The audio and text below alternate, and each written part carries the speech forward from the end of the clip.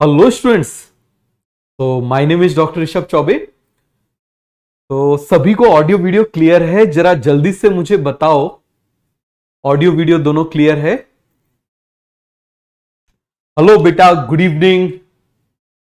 जल्दी से मुझे बताओ कि आपको ऑडियो वीडियो क्लियर है। मेरी आवाज आपको क्लियर आ रही है क्या? I am fine, thank you. आप लोग कैसे हो? सैटरडे संडे थोड़ी बहुत पढ़ाई करी? अब थोड़ी थोड़ी पढ़ाई कर, अभी थोड़ी थोड़ी पढ़ाई करना स्टार्ट कर दो, है ना। एक वो कहावत है ना, well beginning is a half done. अच्छी शुरुआत करोगे तो आधा काम अपने आप हो जाता है। तो चलो, सभी को मेरी वॉइस क्लियर आ रही है तो हम स्टार्ट करते हैं। तो जो लास्ट क्लास में हमने पढ़ा था उसको हम 2 मिनट में रिवाइज करते हैं। बताओ जरा, सेल। सेल, आप मुझे बताओ ये वर्ड कहां से आया था? सेल्यूला से आया था। कहां से आया था? सेल्यूला से आया था। Very good. आप मुझे बताओ, सेल को डिस्कवर किसने किया था? रॉबर्ट हुक ने। किसने किया था? रॉबर्ट हुक ने। और आप मुझे बताओ, उसने डेड सेल को डिस्कवर किया था या लिविंग को, डेड को किया था? फिर आप मुझे बताइए, कौन सा साइंटिस्ट आया था? Leeuwenhoek. Robert Hooke, dead cell. Leeuwenhoek, living cell. हो गया पूरा क्लियर? फिर आप मुझे बताइए, स्क्लीडन एंड स्वान आए थे। स्क्लीडन एंड स्वान ने बताई थी सेल थ्योरी। उनने बोला था सारे ऑर्गेनिज्म किससे बने हुए? सेल या फिर उसके प्रोडक्ट से बने हुए। किससे बने हुए? सेल या फिर उसके प्रोडक्ट से बने हुए। लेकिन वो ये नहीं बता पाए थे कि आखिर ये सेल आता कहां से। तो कौन आया? Rudolf Virchow. कौन आया? Rudolf Virchow. क्या बोला उसने? Omnis cellula e cellula. Very good. क्या बोला? Omnis cellula e cellula. मतलब new cell arises from pre existing cell. जो नया सेल है वो पहले वाले, पुराने वाले सेल से ही आएगा। हो गया पूरा कॉन्सेप्ट क्लियर? फिर आप मुझे बताओ, हमने देखा था सेल को सेल बोलने के लिए उसमें 3 चीजें होना चाहिए। कितनी चीजें होना चाहिए? 3 चीजें होना चाहिए। पहला, जेनेटिक मटेरियल। दूसरा, साइटोसोल। तीसरा, प्लाज्मा मेम्ब्रेन। अब आप मुझे बताओ, जेनेटिक मटेरियल क्या होता है? वो मटेरियल जो इंफॉर्मेशन पेरेंट्स से बच्चों में ट्रांसफर करता है। अब आपको बहुत अच्छे से मालूम है, डीएनए होता है। आपने थोड़ा बहुत आरएनए देखा होगा, तो कुछ वायरसेस में आरएनए होता है। तो या तो डीएनए जेनेटिक मटेरियल होगा या आरएनए जेनेटिक मटेरियल होगा, बट दोनों कभी भी नहीं होंगे। मतलब ऐसा नहीं होगा कि इंफॉर्मेशन ले जाने वाला डीएनए भी है, आरएनए भी है। समझ में आ गया? या तो आरएनए जेनेटिक मटेरियल होगा या डीएनए जेनेटिक मटेरियल होगा। हो गया पूरा कॉन्सेप्ट क्लियर? फिर आप मुझे बताओ, हमने बात करी थी साइटोसोल की। सारे ऑर्गेनेल्स को निकाल लो, सारे ऑर्गेनेल्स को निकाल लो। प्लाज्मा मेम्ब्रेन के अंदर जो भी है, रसगुल्ले के डिब्बे के अंदर से सारे के सारे रसगुल्ले खा लो। क्या बचेगा? साइटोसोल। क्या बचेगा? साइटोसोल। What is organelle? क्या हो जाएगा बेटा? What is organelle? ऑर्गेनेल का मतलब होता है लिटिल लिटिल ऑर्गन, छोटे छोटे से ऑर्गन। जैसे हमारी बॉडी बनी हुई है ऑर्गन से। हमारी बॉडी किससे बनी हुई है बेटा? ऑर्गन से बनी हुई है। समझ में आ गया बेटा? मेरी क्लास अच्छे से बस आप सुनते जाओ। मैंने आपको बोला ना, आपको सारी चीजें तैयार हो जाएंगी, सब कुछ आपको पूरा तैयार हो जाएगा। तो आप में से हो सकता है अभी कई बच्चे ऐसे हो जो 10th क्लास तक उन्हें पढ़ाई पे ध्यान ना दिया हो, क्योंकि मैं वीक तो किसी को मानता ही नहीं। ठीक है, उन्हें पढ़ाई पे ध्यान ना दिया हो, इसीलिए थोड़ा मस्ती में ज्यादा मन लगता हो। बेटा अब ये वो टाइम आ गया है, याद रखो, ये वो टाइम आ गया है जब यहां से आपकी लाइफ बदलने वाली है। देखो, आज मैं आपके साथ हूं, आपके पेरेंट्स आपके साथ है, आपके फ्रेंड्स आपके साथ हैं। कुछ टाइम बाद हर कोई छोड़ के चला जाएगा, हर कोई छोड़ के चला जाएगा। लेकिन इस 2 साल में आप जो कमाओगे ना, वो आपके साथ आपकी आखिरी सांस तक रहेगा। तो आप सोच लो, ये 2 साल सेक्रीफाइस करना है या पूरी लाइफ सेक्रीफाइस करना है? आप देख लो किसका वेटेज ज्यादा है। अभी मस्ती करोगे, पूरी लाइफ सेक्रीफाइस होगी। अभी सिंसियर होगे, पढ़ाई करोगे, पूरी लाइफ बढ़िया रहेगी। तो डिसाइड आपको करना है, ये बिल्कुल आपकी लाइफ है। याद रखना, यहां पर ऐसा नहीं है कि जबरदस्ती मार मार के जो है कुछ भी मैं आपको करा पाऊं। क्लियर हुआ? यहां पर बिल्कुल सिंपल सा है। आप यदि बनना चाहते हो, मेरा काम रास्ता दिखाना है। समझ में आ गया? मेरा काम बिल्कुल सिंपल सा है, रास्ता दिखाना। उस पर चलना या ना चलना वो टोटल आप पे डिपेंड करेगा। आप चलोगे, आपको रिजल्ट मिलेगा। आप नहीं चलोगे, आपको रिजल्ट नहीं मिलेगा। बात समझ में आ गई? चलो, फिर आप मुझे बताइए, हमने बोला था प्रोटेक्टिव बैरियर। क्या बोला था बेटा हमने?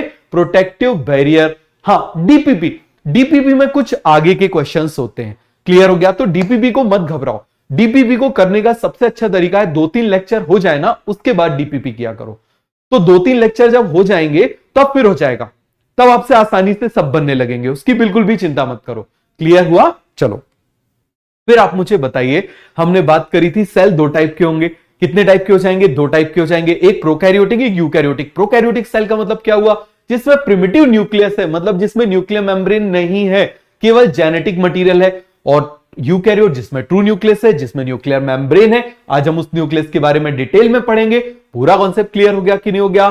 फिर आप मुझे बताइए, फिर हमने क्या देखा था? जल्दी से मुझे बताओ। प्रोकैरियोट के अंदर डीएनए कैसा होता था? Circular double stranded. यूकैरियोट के अंदर लीनियर डबल स्ट्रैंडेड। प्रोकैरियोट के अंदर मेम्ब्रेन बाउंड ऑर्गेनेल्स नहीं थे, यूकैरियोट के अंदर मेम्ब्रेन बाउंड ऑर्गेनेल्स थे। राइबोसोम यहां पर 70S था, वहां पर 80S था। एस क्या रिप्रेजेंट करता है बेटा? एस रिप्रेजेंट करता है क्या? एस रिप्रेजेंट करता है स्वेडबर्ग यूनिट। क्या रिप्रेजेंट करता है? Svedberg unit. क्लियर हो गया? तो स्वेडबर्ग यूनिट क्या होता है, मुझे जल्दी से बताओ जरा। स्वेडबर्ग यूनिट सेडिमेंटेशन कोफिशिएंट को बताता है, गिरने की स्पीड को बताता है। कि मान लो हमने सेल को तोड़ा, सेंट्रीफ्यूगल मशीन में डाला और डालने के बाद हमने उसको घुमाया, फिर छोड़ दिया, तो राइबोसोम जिस स्पीड से नीचे जाएगा, ये सेल, ये कौन बताता है? एस बताता है, फॉलिंग वेलोसिटी। तो it is the direct measure of sedimentation coefficient, indirect measure of size and density. हो गया पूरा कॉन्सेप्ट क्लियर? चलो, तो आज जो हम स्टार्ट करने वाले हैं, अच्छे से समझना। पहले मुझे बताओ, किसी का बर्थडे है इस मंथ में? किसी का भी बर्थडे है? जल्दी से मुझे बताओ, किसी का बर्थडे है इस मंथ में?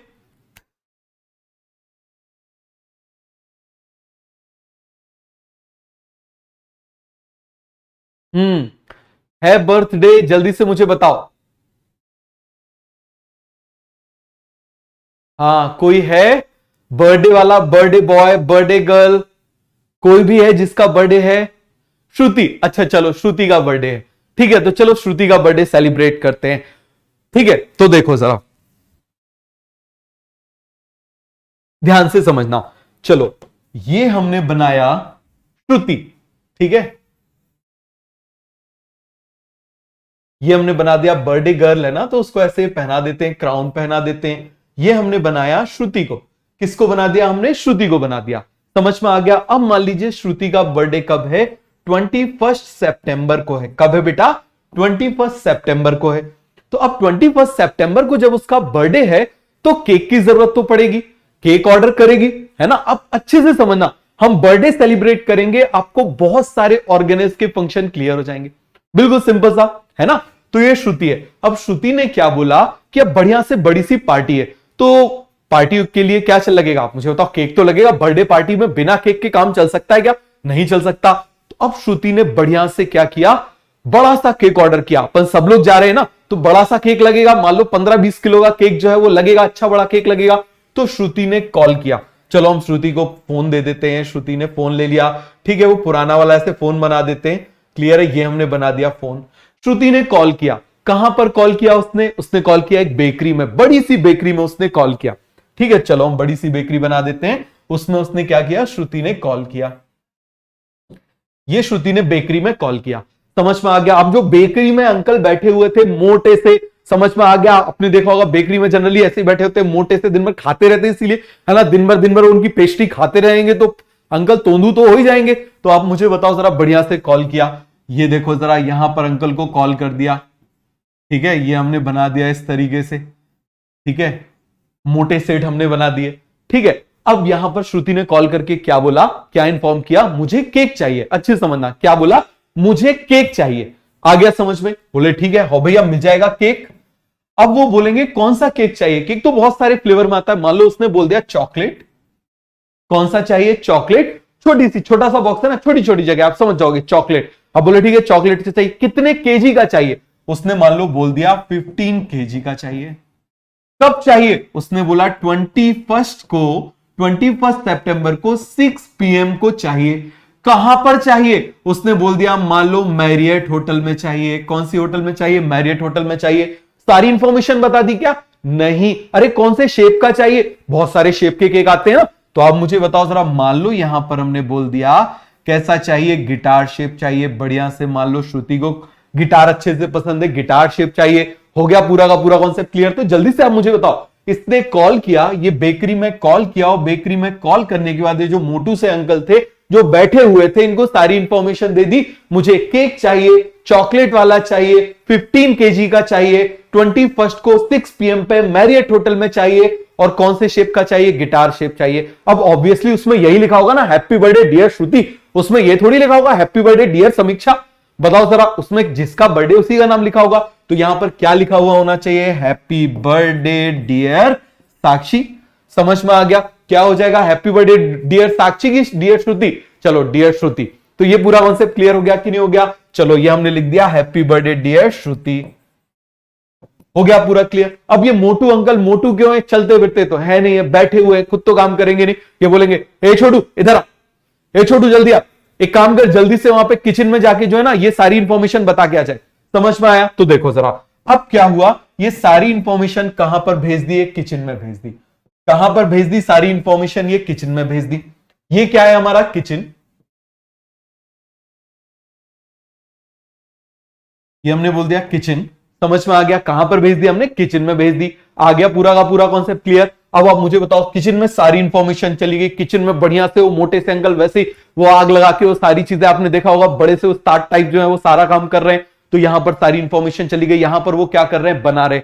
अब आप कभी यदि किसी रेस्टोरेंट में गए हो, अच्छे से समझना, आप यदि कभी किसी रेस्टोरेंट में गए हो और रेस्टोरेंट में जाने के बाद में मान लो आपने बोला कि मटर पनीर पैक कर दो और कुलचे पैक कर दो, तो ऐसा तो नहीं होता जो काउंटर पे बैठा होता है वही भागते भागते अंदर जाता है, छोटू को बुलाता है, बुलाया, वो छोटू अंदर जाएगा और अंदर एक बढ़िया से ऐसे अंकल आग लगाते हुए बना रहे होते, ठीक है। तो अब वो क्या हो गया, पूरा का पूरा किचन हो गया, जहां पर क्या होगी, किचन, जहां पर क्या हो रही है, मैन्युफैक्चरिंग हो रही है।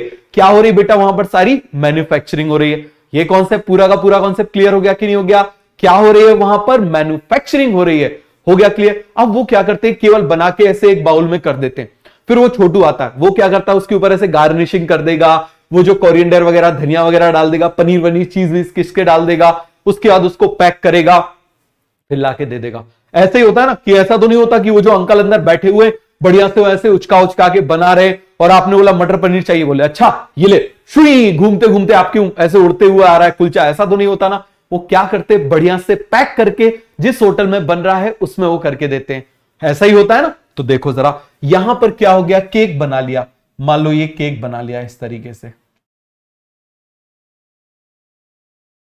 ये बन गया केक। समझ में आ गया, ये क्या बन गया, केक।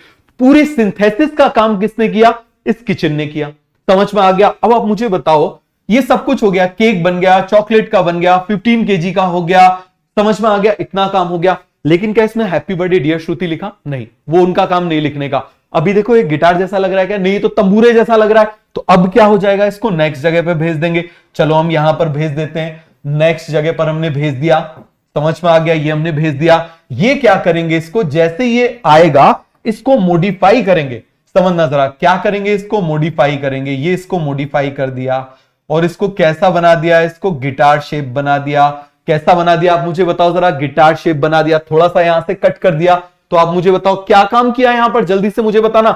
यहां सिंथेसिस हुई, यहां पर क्या हुई, जल्दी से आप मुझे बताओ। यहां पर सिंथेसिस हुई और जिस चीज की सिंथेसिस हुई उसको यहां पर हमने क्या कर दिया, मॉडिफाई कर दिया। क्या कर दिया हमने, मॉडिफाई कर दिया। मॉडिफाई करने के बाद हमने इसमें क्या लिख दिया, आप मुझे बताओ जरा। इसमें हमने लिख दिया हैप्पी बर्थडे डियर श्रुति। हमने क्या लिख दिया, हैप्पी बर्थडे डियर श्रुति। और इसके बाद हमने इसको क्या कर दिया, बॉक्स में पैक कर दिया। अरे भैया पैक भी तो करना है कि बिना पैक के ले जाएंगे, ये हमने इसको डिब्बे में पैक कर दिया। तो आप मुझे बताओ कितने काम हमने कर दिए, यहां पर हमने 3 काम कर दिए। कितने काम कर दिए हमने, यहां पर 3 काम कर दिए। मॉडिफाई कर दिया हमने, हैप्पी बर्थडे डियर श्रुति है, जिस कंपनी का वो जिस बेकरी का बना हुआ उसका टैग लगा दिया। जैसे आपने देखा ना, आपकी टी शर्ट के पीछे कंपनी का नाम लिखा होता है। क्या लिखा होता है बेटा, कंपनी का नाम लिखा होता है। तो आप मुझे बताओ जरा, इसको हम बोलते हैं टैग लगाना। क्या बोलते हैं इसको, टैग लगाना। समझ में आ गया, हमने टैग लगा दिया। क्या लगा दिया हमने, टैग लगा दिया। अरे जैसे कभी नाइट क्लब में आप गए भले ही नहीं हो, देख पता तो है, इतना पता तो आपको सब रहता है, उसमें जाते इस तरीके से ऐसे लगा देते हैं ना, वो टैग लगाना कहलाता है। तो जो चीजें यहां से निकली है उसमें क्या लग जाएगा, टैग लग जाएगा। क्या लग जाएगा बेटा, टैग लग जाएगा। इसके बाद आप मुझे बताओ जरा, यहां पर हम इसको क्या कर देंगे, पैक कर देंगे। हमने इसको क्या कर दिया, पैक कर दिया। अब पैक करने के बाद हम इसको क्या करेंगे, हम इसको ट्रांसपोर्ट कर देंगे। ये हमने इसके पास ट्रांसपोर्ट कर दिया कि नहीं कर दिया। अब देखो, तो आप मुझे बताओ, ये वो जगह है जहां पर सारी इंफॉर्मेशन प्रेजेंट है। क्या, कब, कैसे डिलीवर्ड होना है, ऑल द इंफॉर्मेशन, क्या बनना है, कब बनना है, कैसा बनना है, कब डिलीवर्ड होना है, all the information are present here. सारी इंफॉर्मेशन यहां पे प्रेजेंट है, तो यहां हम लिख सकते हैं ऑल द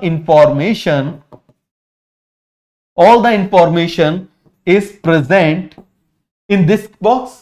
तो आप मुझे बताओ, जहां पर सारी इंफॉर्मेशन प्रेजेंट है वो क्या हो जाएगा, न्यूक्लियस।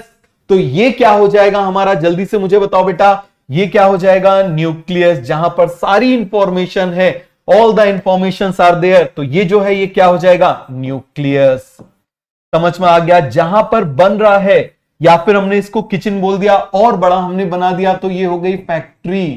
ये क्या हो गई हमारी, फैक्ट्री। ये हो जाएगी एंडोप्लाज्मिक रेटिकुलम। ये क्या हो जाएगी बेटा, एंडोप्लाज्मिक रेटिकुलम। और जहां पर 3 काम हो रहे हैं, पैकेजिंग हो रहा है, मॉडिफिकेशन हो रहा है और टैग लगा रहे हैं, जहां पर पैकेजिंग हो रहा है, मॉडिफिकेशन हो रहा है और टैग लगा रहे हैं, तो आप मुझे बताओ, हम लिख लें क्या क्या हो रहा है, पीएमटी। आपको भी प्री मेडिकल टेस्ट देना है, तो आप मुझे बताओ जरा, प्री मेडिकल टेस्ट, पी से क्या हो जाएगा, पैकेजिंग,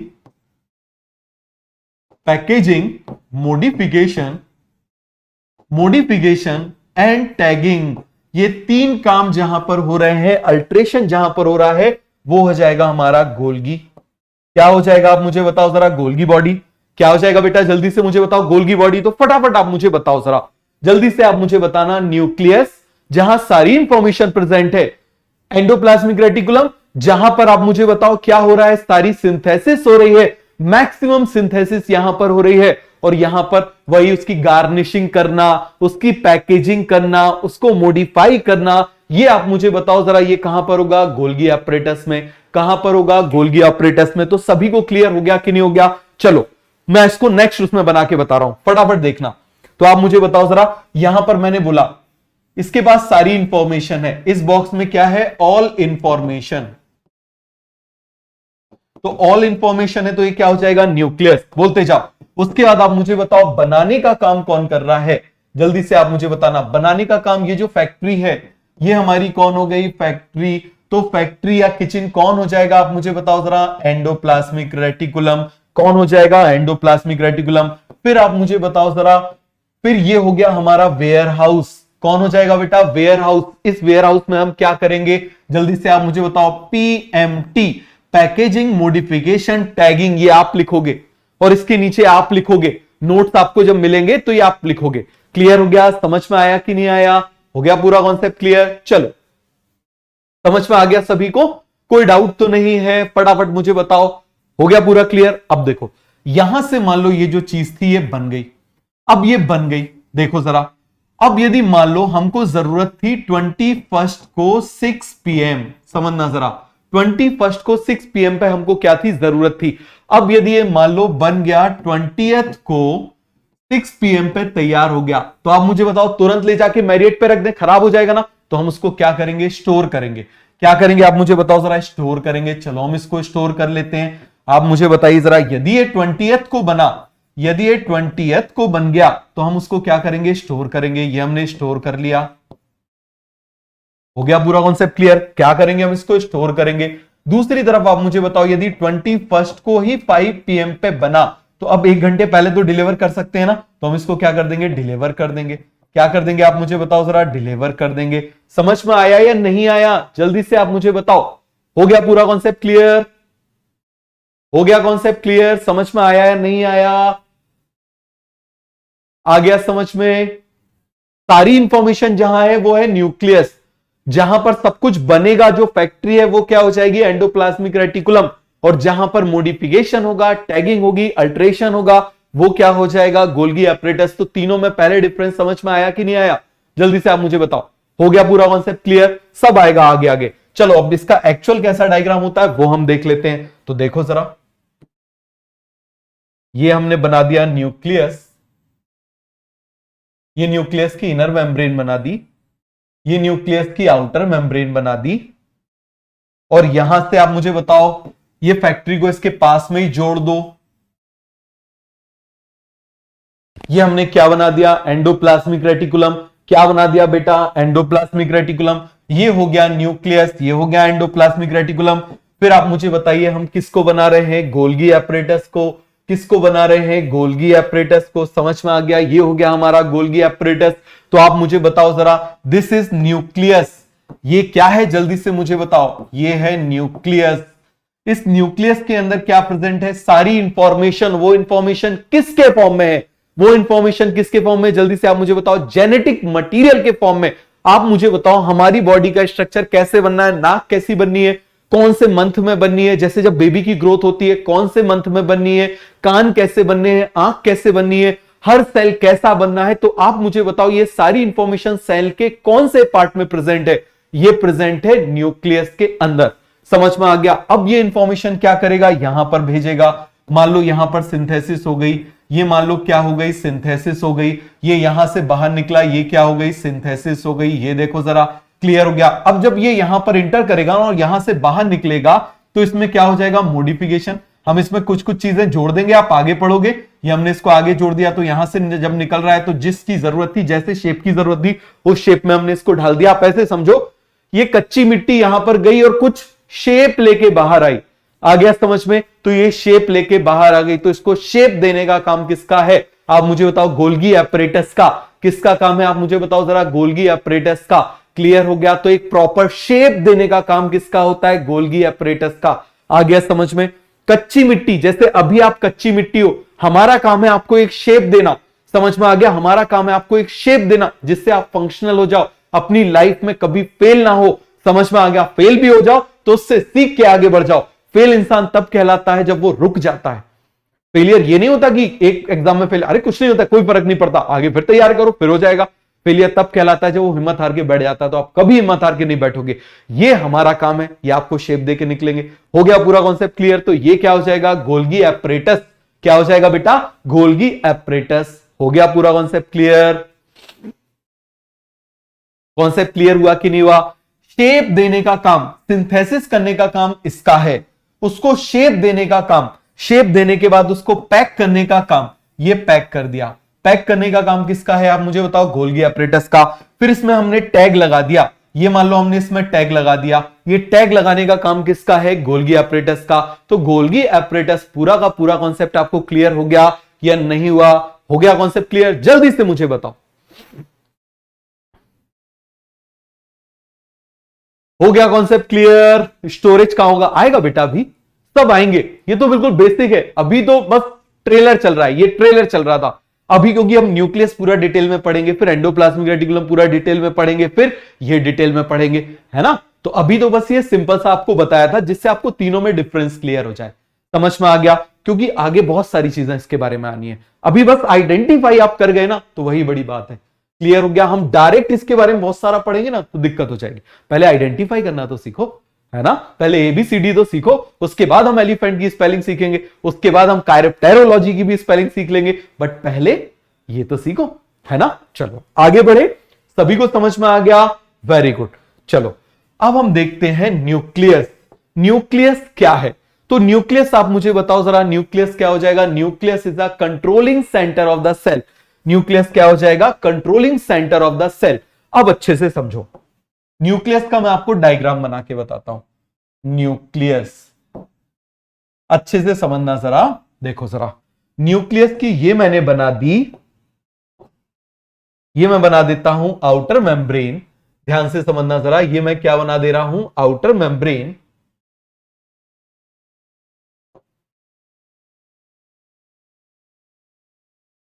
ये एक मैंने क्या बना दी बेटा? जल्दी से आप मुझे बताओ। Outer membrane.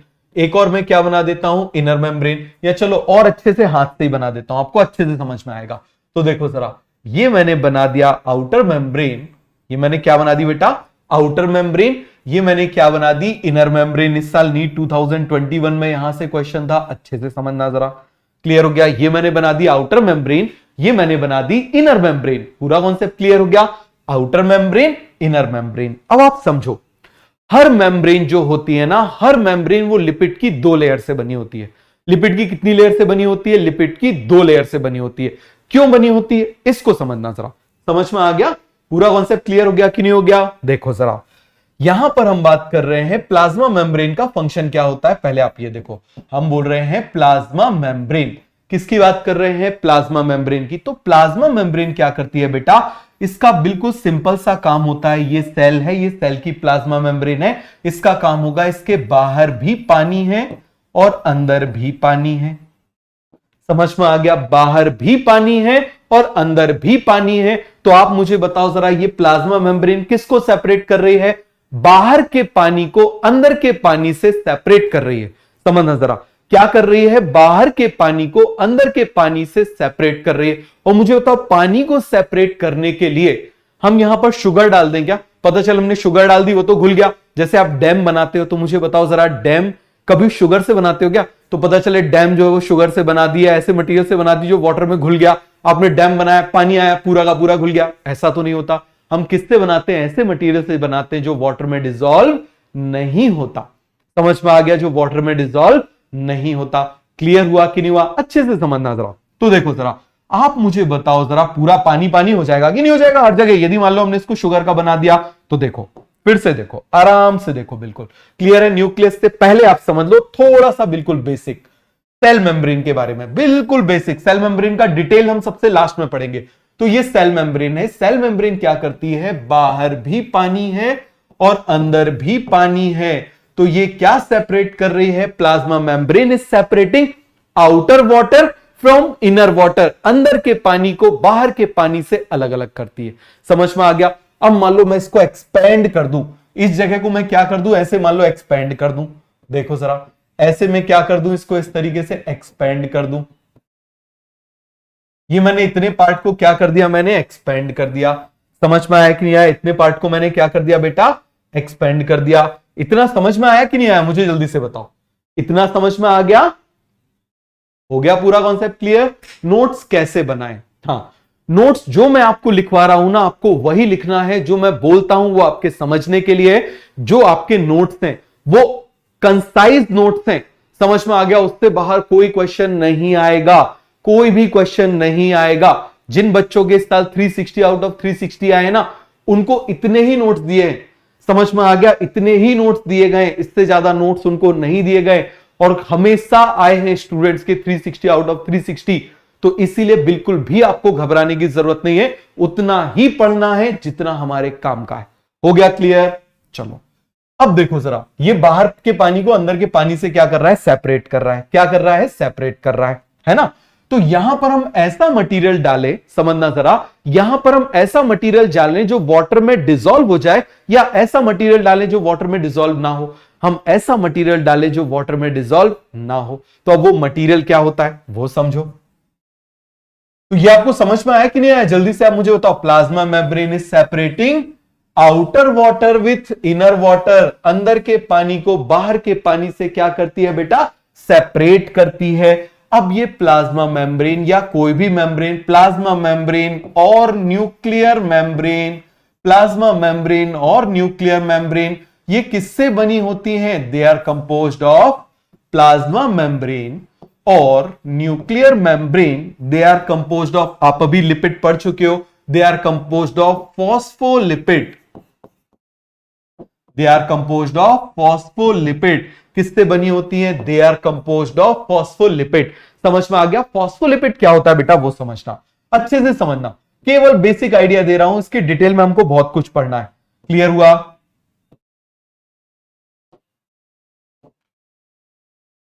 ये है फॉस्फोलिपिड। ये क्या हो गया बेटा? फॉस्फोलिपिड। आ गया समझ में? देखो जरा, ये क्या है? फॉस्फेट। ये क्या है? फॉस्फेट। आ गया समझ में? और ये क्या है? लिपिड। ये क्या है? लिपिड। समझ में आ गया? ये क्या है? लिपिड। अब देखना जरा, फॉस्फेट होता क्या है? अब आपने केमिस्ट्री में थोड़ा सा पढ़ा होगा, फॉस्फेट किससे बना होता है? Phosphate is a ion of phosphoric acid H3PO4। H3PO4 इस एसिड का आयन होता है। क्या होता है मुझे बताओ जरा? इस एसिड का आयन होता है। समझ में आ रहा है? बिल्कुल धीरे से चलेंगे हम। क्लियर हो गया? क्या करेंगे? बिल्कुल धीरे से चलेंगे। क्लियर हुआ? तो फिर से देखो, देखो जरा, बताओ जरा जल्दी से, आप मुझे बताओ जरा, हमने क्या बोला? Plasma membrane is composed of, बताओ जरा किससे बनी हुई है? फॉस्फोलिपिड से। किससे बनी हुई है? फॉस्फोलिपिड लिपिड से बनी हुई है। Plasma membrane is composed of, बताओ किससे बनी हुई है? फॉस्फोलिपिड से। अब फॉस्फोलिपिड क्या होता है वो देखो, यहां पर मैंने बना दिया, ये हो गया फॉस्फेट और ये हो गया लिपिड। क्या हो गया बेटा? लिपिड। मैं जब बार बार बोलूं तो समझ जाना कि ये टॉपिक थोड़ा सा डिफिकल्ट लेवल का है, इसीलिए। तो देखो जरा, ये है फॉस्फेट, हो गया पूरा क्लियर। ये क्या हो जाएगा बेटा? लिपिड। ये क्या हो जाएगा? लिपिड। समझ में आ गया? क्या हो गया? लिपिड। फॉस्फेट जो होता है वो क्या है? Ion of phosphoric acid. Clear हो गया। और लिपिड आप जानते हो ट्राइग्लिसराइड, आप अच्छे से जानते हो लिपिड क्या होता है। लिपिड इज अ ट्राइग्लिसराइड, आपने अभी पढ़ रखा होगा। क्लियर हो गया। अब देखो जरा, ये आयन है, आप मुझे बताओ ये आयन है, तो आयन में क्या होते हैं? चार्जेस होते हैं, ऐसे H ऐसे PO4-3। क्लियर हो गया? क्या हो जाते हैं बेटा? इसमें चार्जेस हो जाते हैं। अब जब इसमें चार्जेस हो जाएंगे तो ये क्या करता है? वाटर को अट्रैक्ट करता है। बहुत आराम आराम से चलना, ये बिल्कुल बेसिक चीजें चल रही हैं। तो ये वाटर को क्या करेगा? अट्रैक्ट करेगा। तो इसको हम बोल देंगे हाइड्रोफिलिक। क्या बोल देंगे? जल्दी से आप मुझे बताओ। हाइड्रोफिलिक। क्यों? देखो वाटर क्या होता है ये समझना। तो आप देखो कितनी आसान आसान चीजों पे आप चल रहे हो। वाटर क्या होता है ये जानना जरूरी है। आप इसकी ऑक्सीजन की इलेक्ट्रोनेगेटिविटी जानते हो कि इससे ज्यादा होती है, तो ये माइनस हो गया। इस पे कौन सा चार्ज आ जाएगा? पॉजिटिव आ जाएगा। नहीं मालूम तो मैं आपको बता देता हूं। देखो जरा, इलेक्ट्रॉन को अपनी तरफ खींचने की टेंडेंसी क्या कहलाती है? Electron negativity. तो यहां पर क्या हो जाएगा? आप मुझे बताओ जरा। एक इलेक्ट्रॉन इसका है, एक इलेक्ट्रॉन इसका है, एक इलेक्ट्रॉन इसका है, एक इलेक्ट्रॉन इसका है। तो ये ऑक्सीजन क्या करती है? ये अपनी तरफ खींचने की कोशिश करती है। क्या होती है? खींचने की तो कोशिश करती है। जैसे आप मुझे बताओ, सिंपल सा आप मुझे बताओ, जैसे मान लो मैरिज की बात करें, मान लो आपने अपने मम्मी पापा को देखा होगा, ठीक है, दोनों में शेयरिंग हुई है। क्या हुई है? दोनों में शेयरिंग हुई है। जैसे मान लो, ये मान लो हम बना दे रहे हैं, आपके पापा बना देते हैं, ठीक है, ये बना दिया आपके पापा।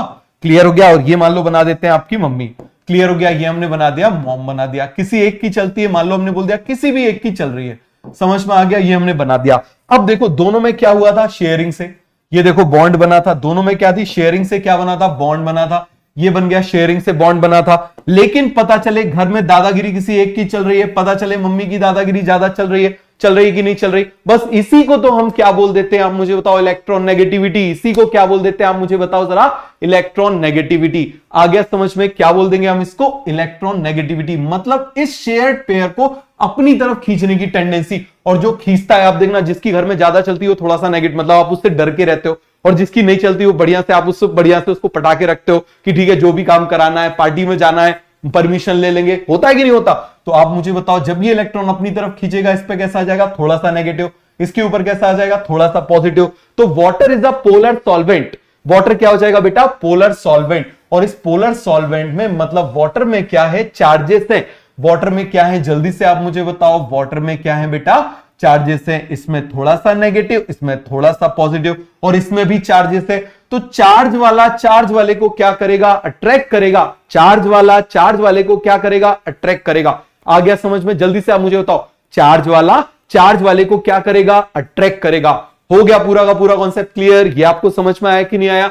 चार्ज वाला क्या करेगा? चार्ज वाले को अट्रैक्ट करेगा। कॉन्सेप्ट क्लियर हो गया? तो ये वाटर को अट्रैक्ट कर रहा है, तो इसको हम क्या बोल देंगे? हाइड्रोफिलिक। क्या बोल देंगे आप मुझे बताओ जरा? हाइड्रोफिलिक। कॉन्सेप्ट क्लियर हो गया? हाइड्रो मतलब वाटर, फिलिक मतलब लव। इसमें भी चार्ज है, इसमें भी चार्ज है, तो इसको हम क्या बोल देंगे? हाइड्रोफिलिक। बट इसमें चार्ज नहीं होता, तो ये वाटर से दूर भागेगा। ये वाटर से कैसा होगा? दूर भागेगा। तो इसको हम क्या बोल देंगे? हाइड्रोफोबिक। क्या बोल देंगे आप मुझे बताओ? जल्दी से आप मुझे बताओ। इसको हम क्या बोल देंगे? हाइड्रोफोबिक। और फोबिया का मतलब आपको मालूम है बेटा? फोबिया का मतलब क्या होता है? डर। तो जिससे डरोगे उसके पास जाओगे कि उससे दूर भागोगे। तो ये पानी से दूर भागते हैं, ये पानी से दूर भागेंगे, ये पानी के पास जाएंगे, तो इसका सिर जो है वो पानी के पास जाएगा, ये पैर जो है पानी से दूर भागेंगे। तो आप मुझे बताना जरा, यहां पर मान लो ये मैंने बनाया वाटर, ये मैंने क्या बना दिया बेटा? वाटर बना दिया।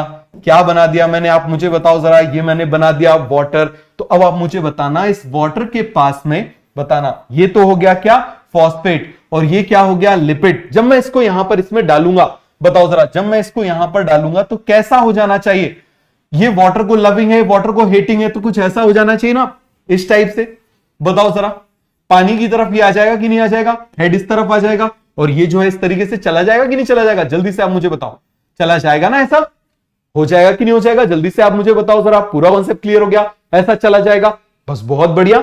अब देखो जरा, अब आप देखना, ये सेल मेम्ब्रेन थी, सेल मेम्ब्रेन को थोड़ा सा मैंने क्या कर दिया, थोड़ा सा मैंने इसको वाइड कर दिया, थोड़ा सा मैंने इसको क्या कर दिया, वाइड कर दिया, ठीक है, इतनी जगह को। तो आप मुझे बताओ ये सेल मेम्ब्रेन क्या कर रही थी, जल्दी से आप मुझे बताओ। Cell membrane is separating outer water with inner water, मतलब बाहर भी पानी है, बताओ जरा, बाहर भी पानी है, अंदर भी पानी है, समझ में आ गया, यहां पर पानी पानी है।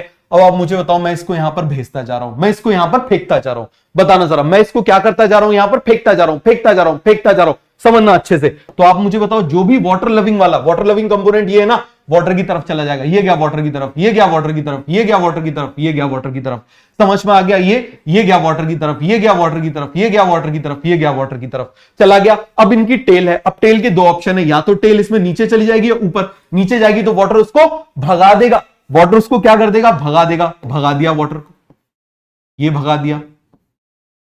आप मुझे बताओ ऊपर इसी तरीके से, ऊपर मान लो इसकी टेल जानी चाहती है, इसके लेग जाने चाहते हैं, क्या कर देंगे, भगा देंगे, ये नीचे आ जाएगा। तो आप मुझे बताओ जरा, यहां पर फॉस्फोलिपिड की, ये एक फॉस्फोलिपिड की लेयर है, दूसरी फॉस्फोलिपिड की लेयर है, तो मुझे बताना सिंगल लेयर जो बनी होगी, सिंगल मेम्ब्रेन जो बनी होगी, सिंगल मेम्ब्रेन जो बनी होगी, वो मुझे जल्दी से बताओ कितनी फॉस्फोलिपिड की लेयर से बनी होगी, जल्दी से आप मुझे बताओ जरा, कितनी फॉस्फोलिपिड की लेयर से बनी होगी, दो फॉस्फोलिपिड की लेयर से बनी होगी, कितने लेयर से बनी होगी, दो फॉस्फोलिपिड की लेयर से बनी होगी, समझ में आ गया, क्यों बनी होगी आप मुझे बताओ जरा, पूरा क्लियर हो गया कि नहीं हो गया, जल्दी से आप मुझे बताओ क्यों बनी होगी, क्योंकि यहां पर बाहर भी वाटर है, अंदर भी वाटर है, और फॉस्फोलिपिड में ऐसे कंपोनेंट है कि एक आप मुझे बताओ वाटर को अट्रैक्ट करता है और दूसरा वाटर से दूर भागता है, एक अट्रैक्ट करता है, एक दूसरे से दूर भागता है। हो गया पूरा कॉन्सेप्ट क्लियर। तो ये प्लाज्मा मेम्ब्रेन का बिल्कुल बेसिक स्ट्रक्चर आपको समझ में आ गया। चलो अब मैं न्यूक्लियर मेम्ब्रेन की बात कर रहा हूं, किसकी मैं बात कर रहा हूं, न्यूक्लियर मेम्ब्रेन की, किसकी बात कर रहा हूं, न्यूक्लियर मेम्ब्रेन की। तो देखो जरा, अभी लास्ट ईयर केवीपीवाई में क्वेश्चन आया था, देखना जरा, ये मैंने बना दिया न्यूक्लियस की एक मेम्ब्रेन, ये मैंने बना दी न्यूक्लियस की दो मेम्ब्रेन। अब मैंने आपको बताया था ना, जहां जहां जेनेटिक मटेरियल होगा, आप मुझे बताओ जहां जहां जेनेटिक मटेरियल होगा बेटा, वहां पर कितने होंगे, हमेशा डबल लेयर्ड होगी। आप मुझे बताओ जरा, न्यूक्लियस के अंदर जेनेटिक मटेरियल डबल लेयर्ड है, माइटोकॉन्ड्रिया के अंदर जेनेटिक मटेरियल डबल लेयर्ड है, क्लोरोप्लास्ट के अंदर जेनेटिक मटेरियल कितना हो जाएगा, डबल लेयर्ड हो जाएगा। तो इतना समझ में आया कि नहीं आया, जल्दी से आप मुझे बताओ, इतना समझ में आ गया तो आगे बढ़े। फिर मैं आपको बताता हूं अभी केवीपीवाई 2020 में जो क्वेश्चन आया था, क्लियर हुआ, तो ये कॉन्सेप्ट क्लियर हो गया कि नहीं हो गया। तो आप मुझे बताओ कितनी हो जाएंगी, डबल लेयर्ड। अब ये जो डबल लेयर्ड है ना, अब देखो एक एक लेयर को यदि मैं एक्सपेंड करूं, मान लो इस लेयर को मैं एक्सपेंड करता हूं, ये मैंने एक्सपेंड कर दिया, तो आप मुझे बताओ ये फॉस्फोलिपिड की कितनी लेयर से बनी होगी, जल्दी से आप मुझे बताओ फॉस्फोलिपिड की कितनी लेयर से बनी होगी। एक को मैंने इस जगह पे क्या कर दिया, एक्सपेंड कर दिया। हाँ भाई जल्दी से बताओ कितने से बनी होगी, दो लेयर से बनी होगी। तो आप मुझे बताओ, हमेशा आप मुझे बताओ, single membrane is always composed of one lipid layer और लिपिड बाई लेयर। किससे बनी होगी, लिपिड की बाई लेयर से बनी होगी। कितनी लेयर से बनी होगी, लिपिड की बाई लेयर से बनी होगी। चलो यहां पर भी हम उसको क्लीन कर लेते हैं, यहां पर इस जगह पे हम इसको क्लीन कर लेते हैं, देखो जरा समझने के लिए। तो आप मुझे बताओ जरा, ये हमने बना दिया, तो बताओ इसको भी यदि हम ऐसे ब्रॉड कर दें, ये बिल्कुल बिल्कुल बेसिक बेसिक कॉन्सेप्ट पे अभी हम चल रहे हैं, समझ में आ गया, बताओ। अब आपको क्लियर हो जाएगा, फिर मैं भी आपसे एक क्वेश्चन पूछता हूं, आप बताना। ये हमने बना दिया, फॉस्फेट फॉस्फेट किस तरफ चला जाएगा, पानी की तरफ चला जाएगा। अभी न्यूक्लियर मेम्ब्रेन में हम बहुत डिटेल में पढ़ेंगे, प्लाज्मा मेम्ब्रेन में जब आएगी ना तो हम बहुत डिटेल में पढ़ेंगे। अभी बस आपको बिल्कुल बेसिक आइडिया दिया है, जिससे वहां पर जब हम पढ़ेंगे तो और अच्छे समझ में आ जाएगा। तो आप मुझे बताओ, यहां पर ये जो न्यूक्लियस की मेम्ब्रेन है, एक मेम्ब्रेन कहीं पर भी आ जाए, मान लो लाइसोसोम की एक मेम्ब्रेन है, या वैक्यूल की एक मेम्ब्रेन है, या फिर मान लो कोई भी मेम्ब्रेन है, तो हमेशा एक सिंगल मेम्ब्रेन लिपिड की कितनी लेयर से बनी होगी, जल्दी से मुझे बताओ। लिपिड की दो लेयर से बनी होगी। लिपिड की कितनी लेयर से बनी होगी, दो लेयर से बनी होगी। हो गया पूरा का पूरा कॉन्सेप्ट क्लियर। अब एग्जामिनर ने क्वेश्चन क्या दिया था वो समझो। एग्जामिनर ने क्वेश्चन दिया था कि ये न्यूक्लियस है,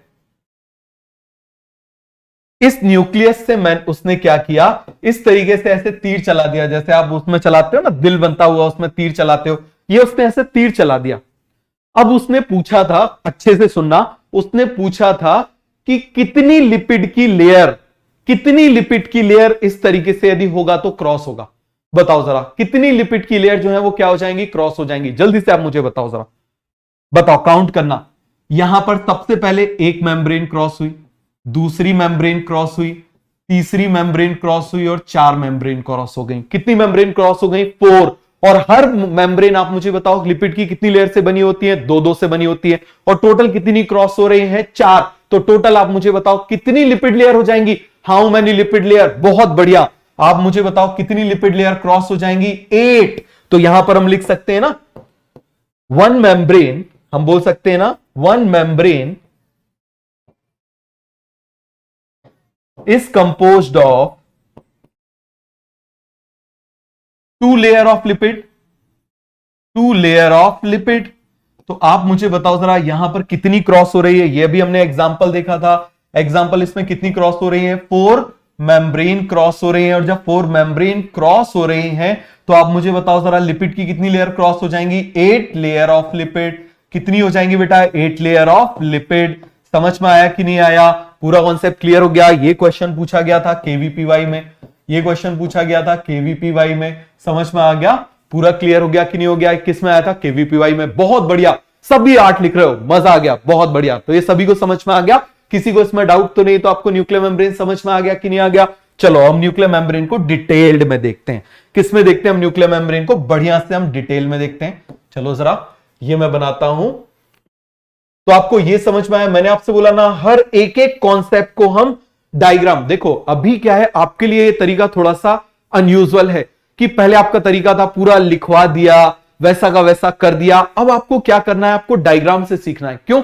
डायग्राम से आप सीखोगे, आपको चीजें लंबे टाइम तक याद रहेंगी। लंबे टाइम तक आपको चीजें क्या रहेंगी? याद रहेंगी। इस बात को बस आप समझो। और जब याद रहेंगी ना तो कभी आपको कंफ्यूजन नहीं होगा। आपको सिलेक्ट होना है, एक्स्ट्रा ऑर्डिनरी अचीव करना है तो कुछ एक्स्ट्रा ऑर्डिनरी करना पड़ेगा। समझ में आ गया? तभी तो हर एम्स में स्टूडेंट है, इंडिया के सारे अच्छे मेडिकल कॉलेजेस में स्टूडेंट हो, चाहे वो बीएचयू हो, चाहे वो केजीएमसी लखनऊ हो, चाहे वो केईएम मुंबई हो। समझ में आ गया? चाहे वो पटना मेडिकल कॉलेज हो, चाहे वो वर्धा का कॉलेज हो, चाहे मुंबई के, चाहे पुणे के बीजेएमसी को, हर जगह पे स्टूडेंट हैं। रीजन? उनको यही तरीका सिखाया गया है। आ गया समझ में? चलो ये हमने बना दिया। दूसरी तरफ आप मुझे बताओ, ये मैंने आउटर मेम्ब्रेन बना दी, ये मैंने इनर मेम्ब्रेन बना दी।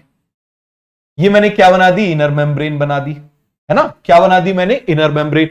अब देखना जरा इस आउटर और इनर मेम्ब्रेन के बीच में, समझना जरा इस आउटर मेम्ब्रेन और इनर मेम्ब्रेन के बीच में। चलो मैं यहां पर लिख देता हूं outer nuclear membrane, outer nuclear membrane. आ गया समझ में? ये क्या हो जाएगा? Inner nuclear membrane. समझ में आया कि नहीं आया? जल्दी से आप मुझे बताओ। Inner nuclear membrane. आप देखना, आपने पेरीमीटर जानते हो ना बेटा? आप पेरीमीटर जानते हो? तो पेरीमीटर जो होता है वो इस तरह चारों तरफ होता है ना, है ना? तो यहां पर आप देखना, इस जगह पर आप देखो, इसके न्यूक्लियस के इस पे यहां पर एक स्पेस है। इसकी पेरीमीटर पे एक स्पेस हो गया। अब मुझे बताओ जरा, ये स्पेस है ना, ये पूरा का पूरा यहां से लेके यहां तक का क्लियर है? ये स्पेस हो गया कि नहीं हो गया? जल्दी से आप मुझे बताओ, ये क्या हो गया? हमने स्पेस बना दिया। इसमें कुछ होता नहीं, मैं आपको समझाने के लिए बता रहा हूं। समझ में आ गया? ये मैंने बना दिया इस तरीके से। ये क्या हो गया? जल्दी से आप मुझे बताओ। इसके पेरीमीटर पे एक स्पेस हो गया ना, तो इसको हम क्या बोल देंगे? Perinuclear space. फिर से समझो, बिल्कुल मत घबराना। नीट 2020 यहीं से क्वेश्चन आया था, सॉरी 21, अभी इस साल यहीं से क्वेश्चन आया था।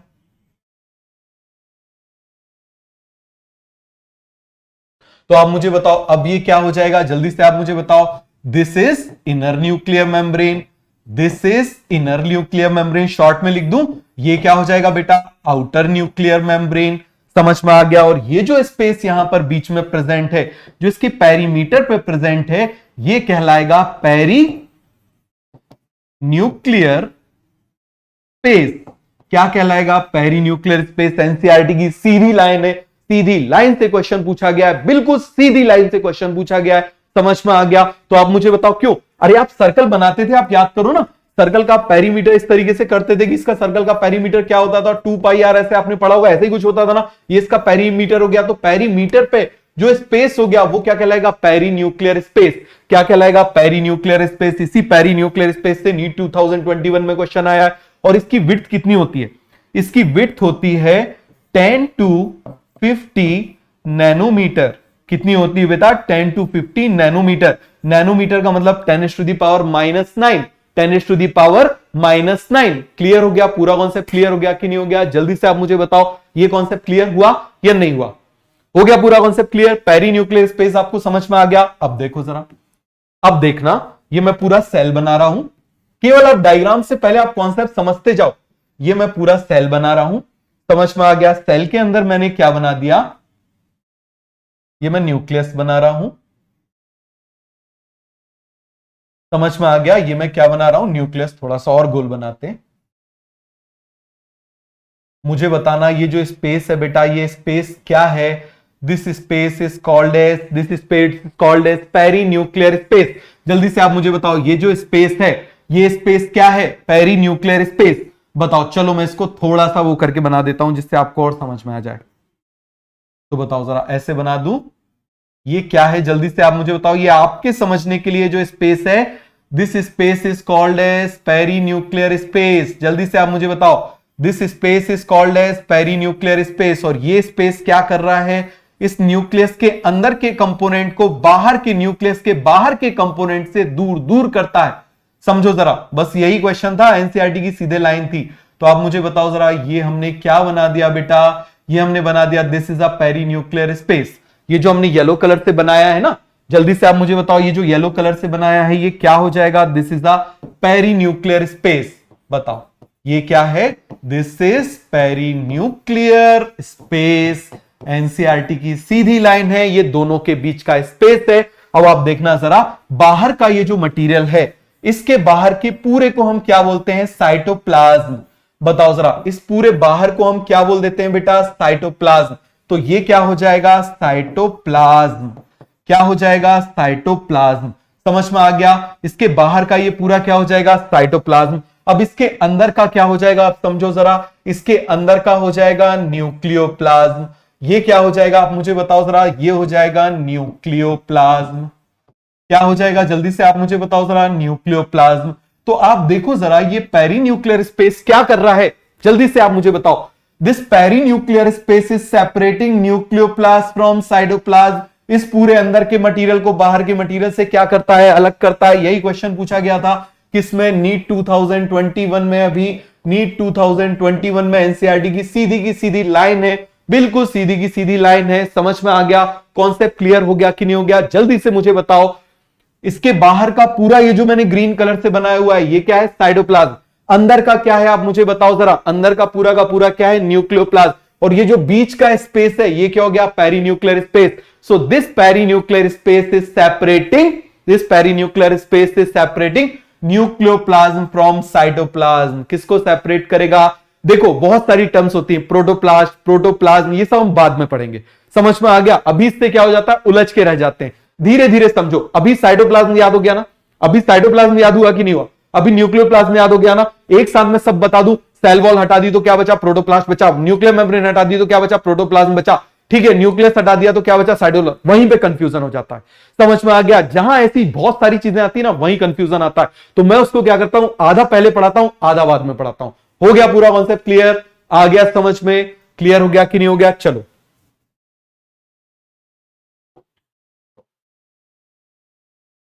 हो गया पूरा कॉन्सेप्ट क्लियर। चलो अब देखना बेटा, यहां पर हम बना रहे हैं,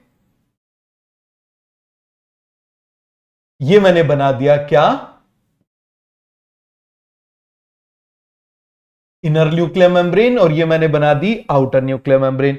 आपको मालूम है इसके अंदर कौन प्रेजेंट है, हम जानते हैं कि इसके अंदर कौन प्रेजेंट है, जेनेटिक मटेरियल। कौन प्रेजेंट है बेटा, जेनेटिक मटेरियल। ये वो मटेरियल है, आप मुझे बताइए जरा, ये वो मटेरियल है, जो मटेरियल मुझे जल्दी से बताओ क्या है, इसमें सारी की सारी इंफॉर्मेशन है।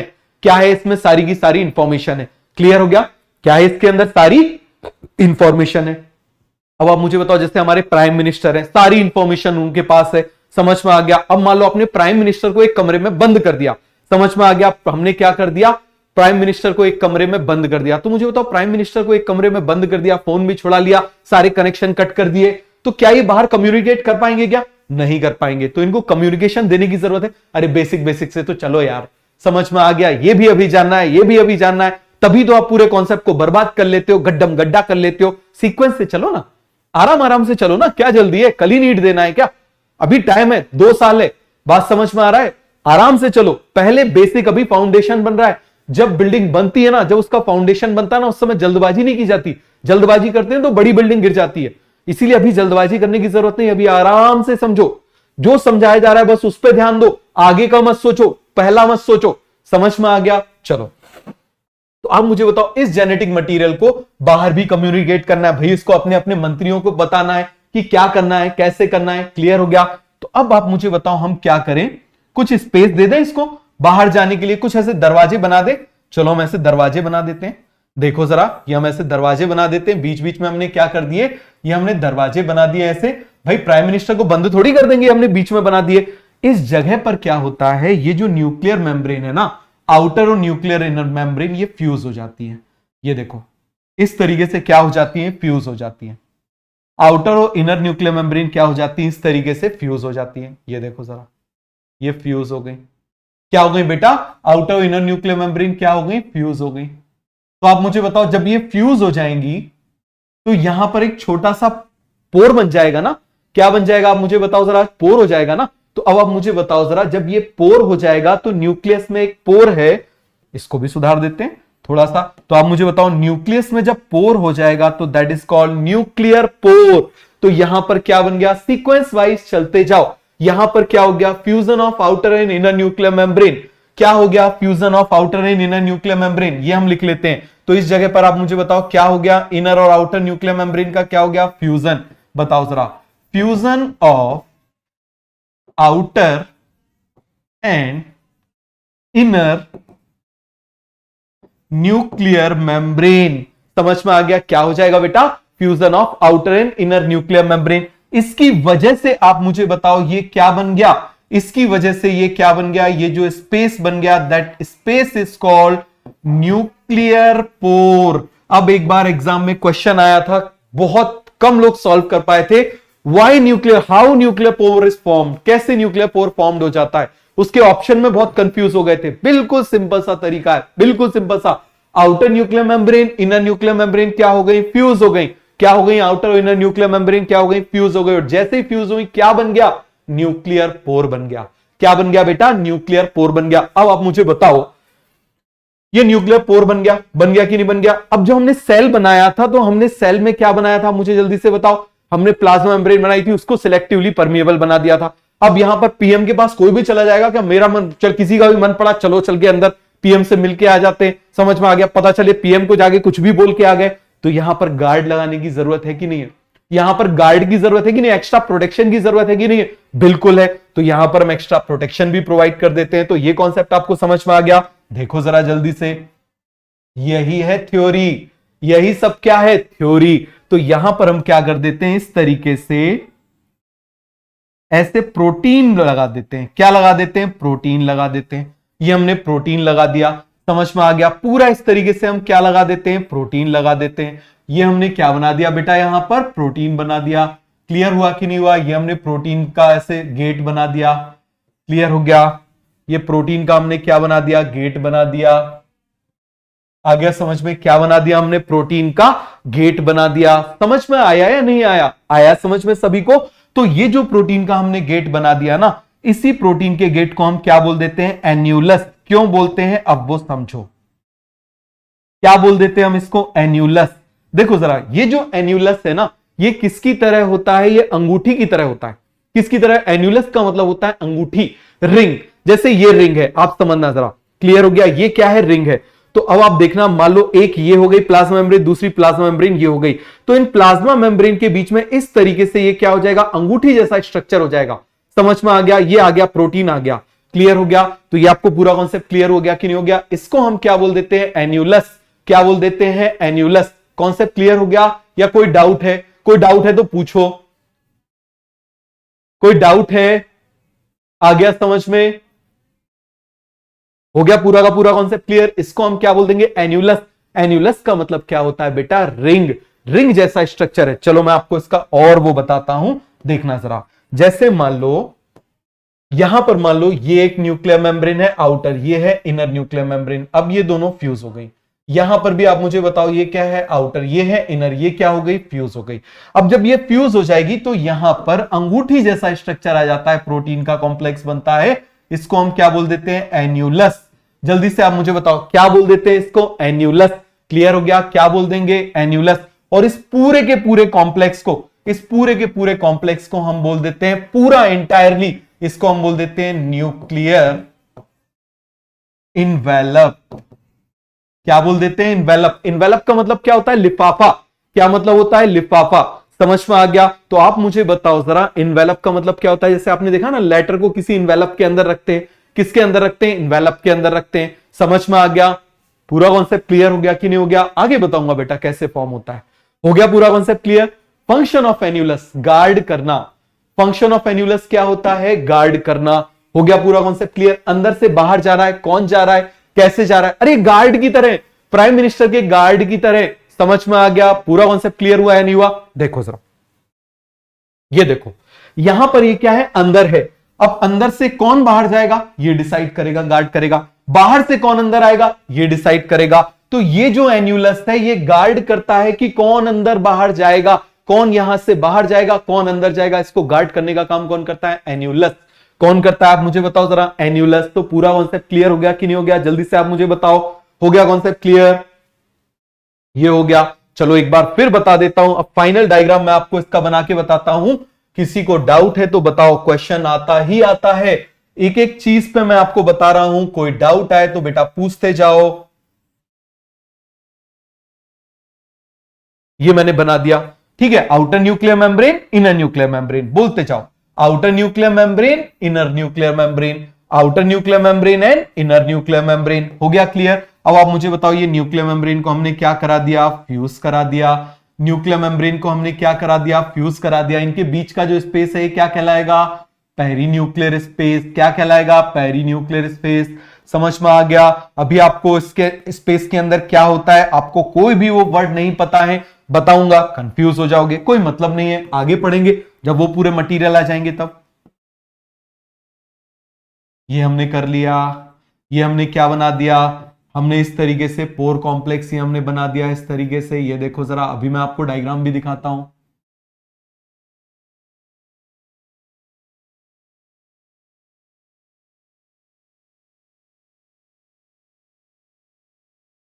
हो गया पूरा कॉन्सेप्ट क्लियर, समझ में आ गया। So they are guarding exit and entry of molecule. तो आप मुझे बताओ ये क्या कर रहे हैं, दे आर गार्डिंग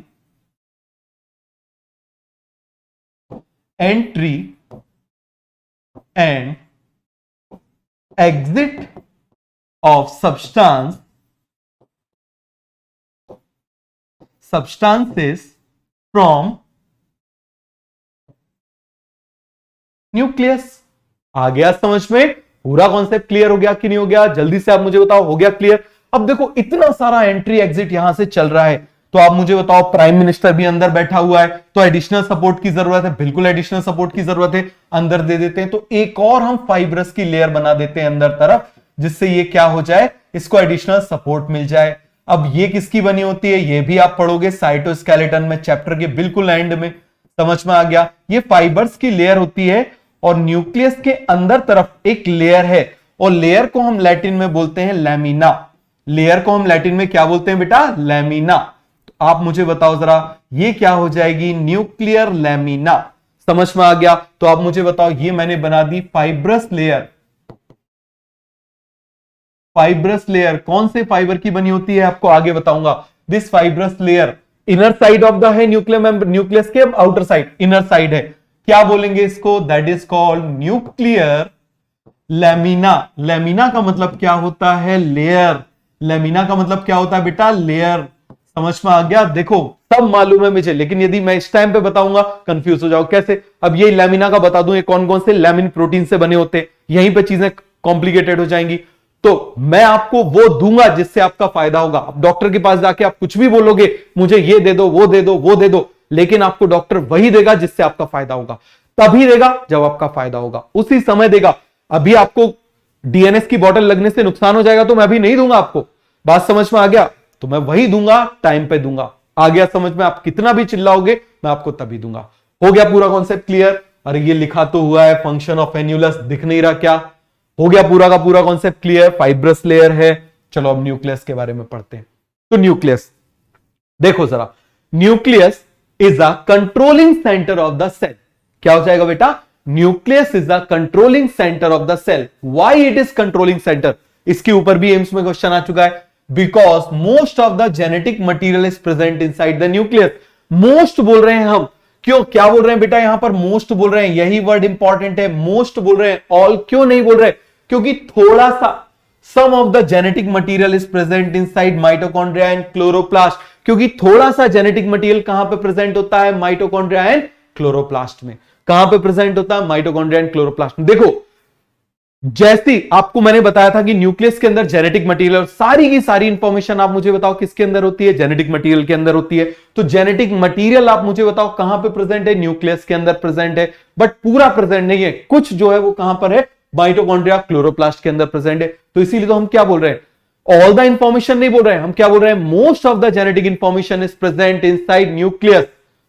तभी तो ये कंट्रोल कर पा रहा है। समझ में आ गया? अब इसको इस तरीके से समझ लो, आपके स्कूल का प्रिंसिपल, आपके स्कूल का कौन हो गया? प्रिंसिपल। कंट्रोलिंग है, उसके बाद सारी इंफॉर्मेशन प्रेजेंट है। हो गया पूरा clear? So it is the controlling center of cell. Why it is controlling center of cell? Because most of the genetic material is present inside the nucleus. Some of the genetic material is also present inside the mitochondria and chloroplast. हो गया पूरा concept clear? आ गया समझ में? चलो, अब इसका shape कैसा होता है? इसका शेप या तो स्फेरिकल हो सकता है या फिर ओवल हो सकता है।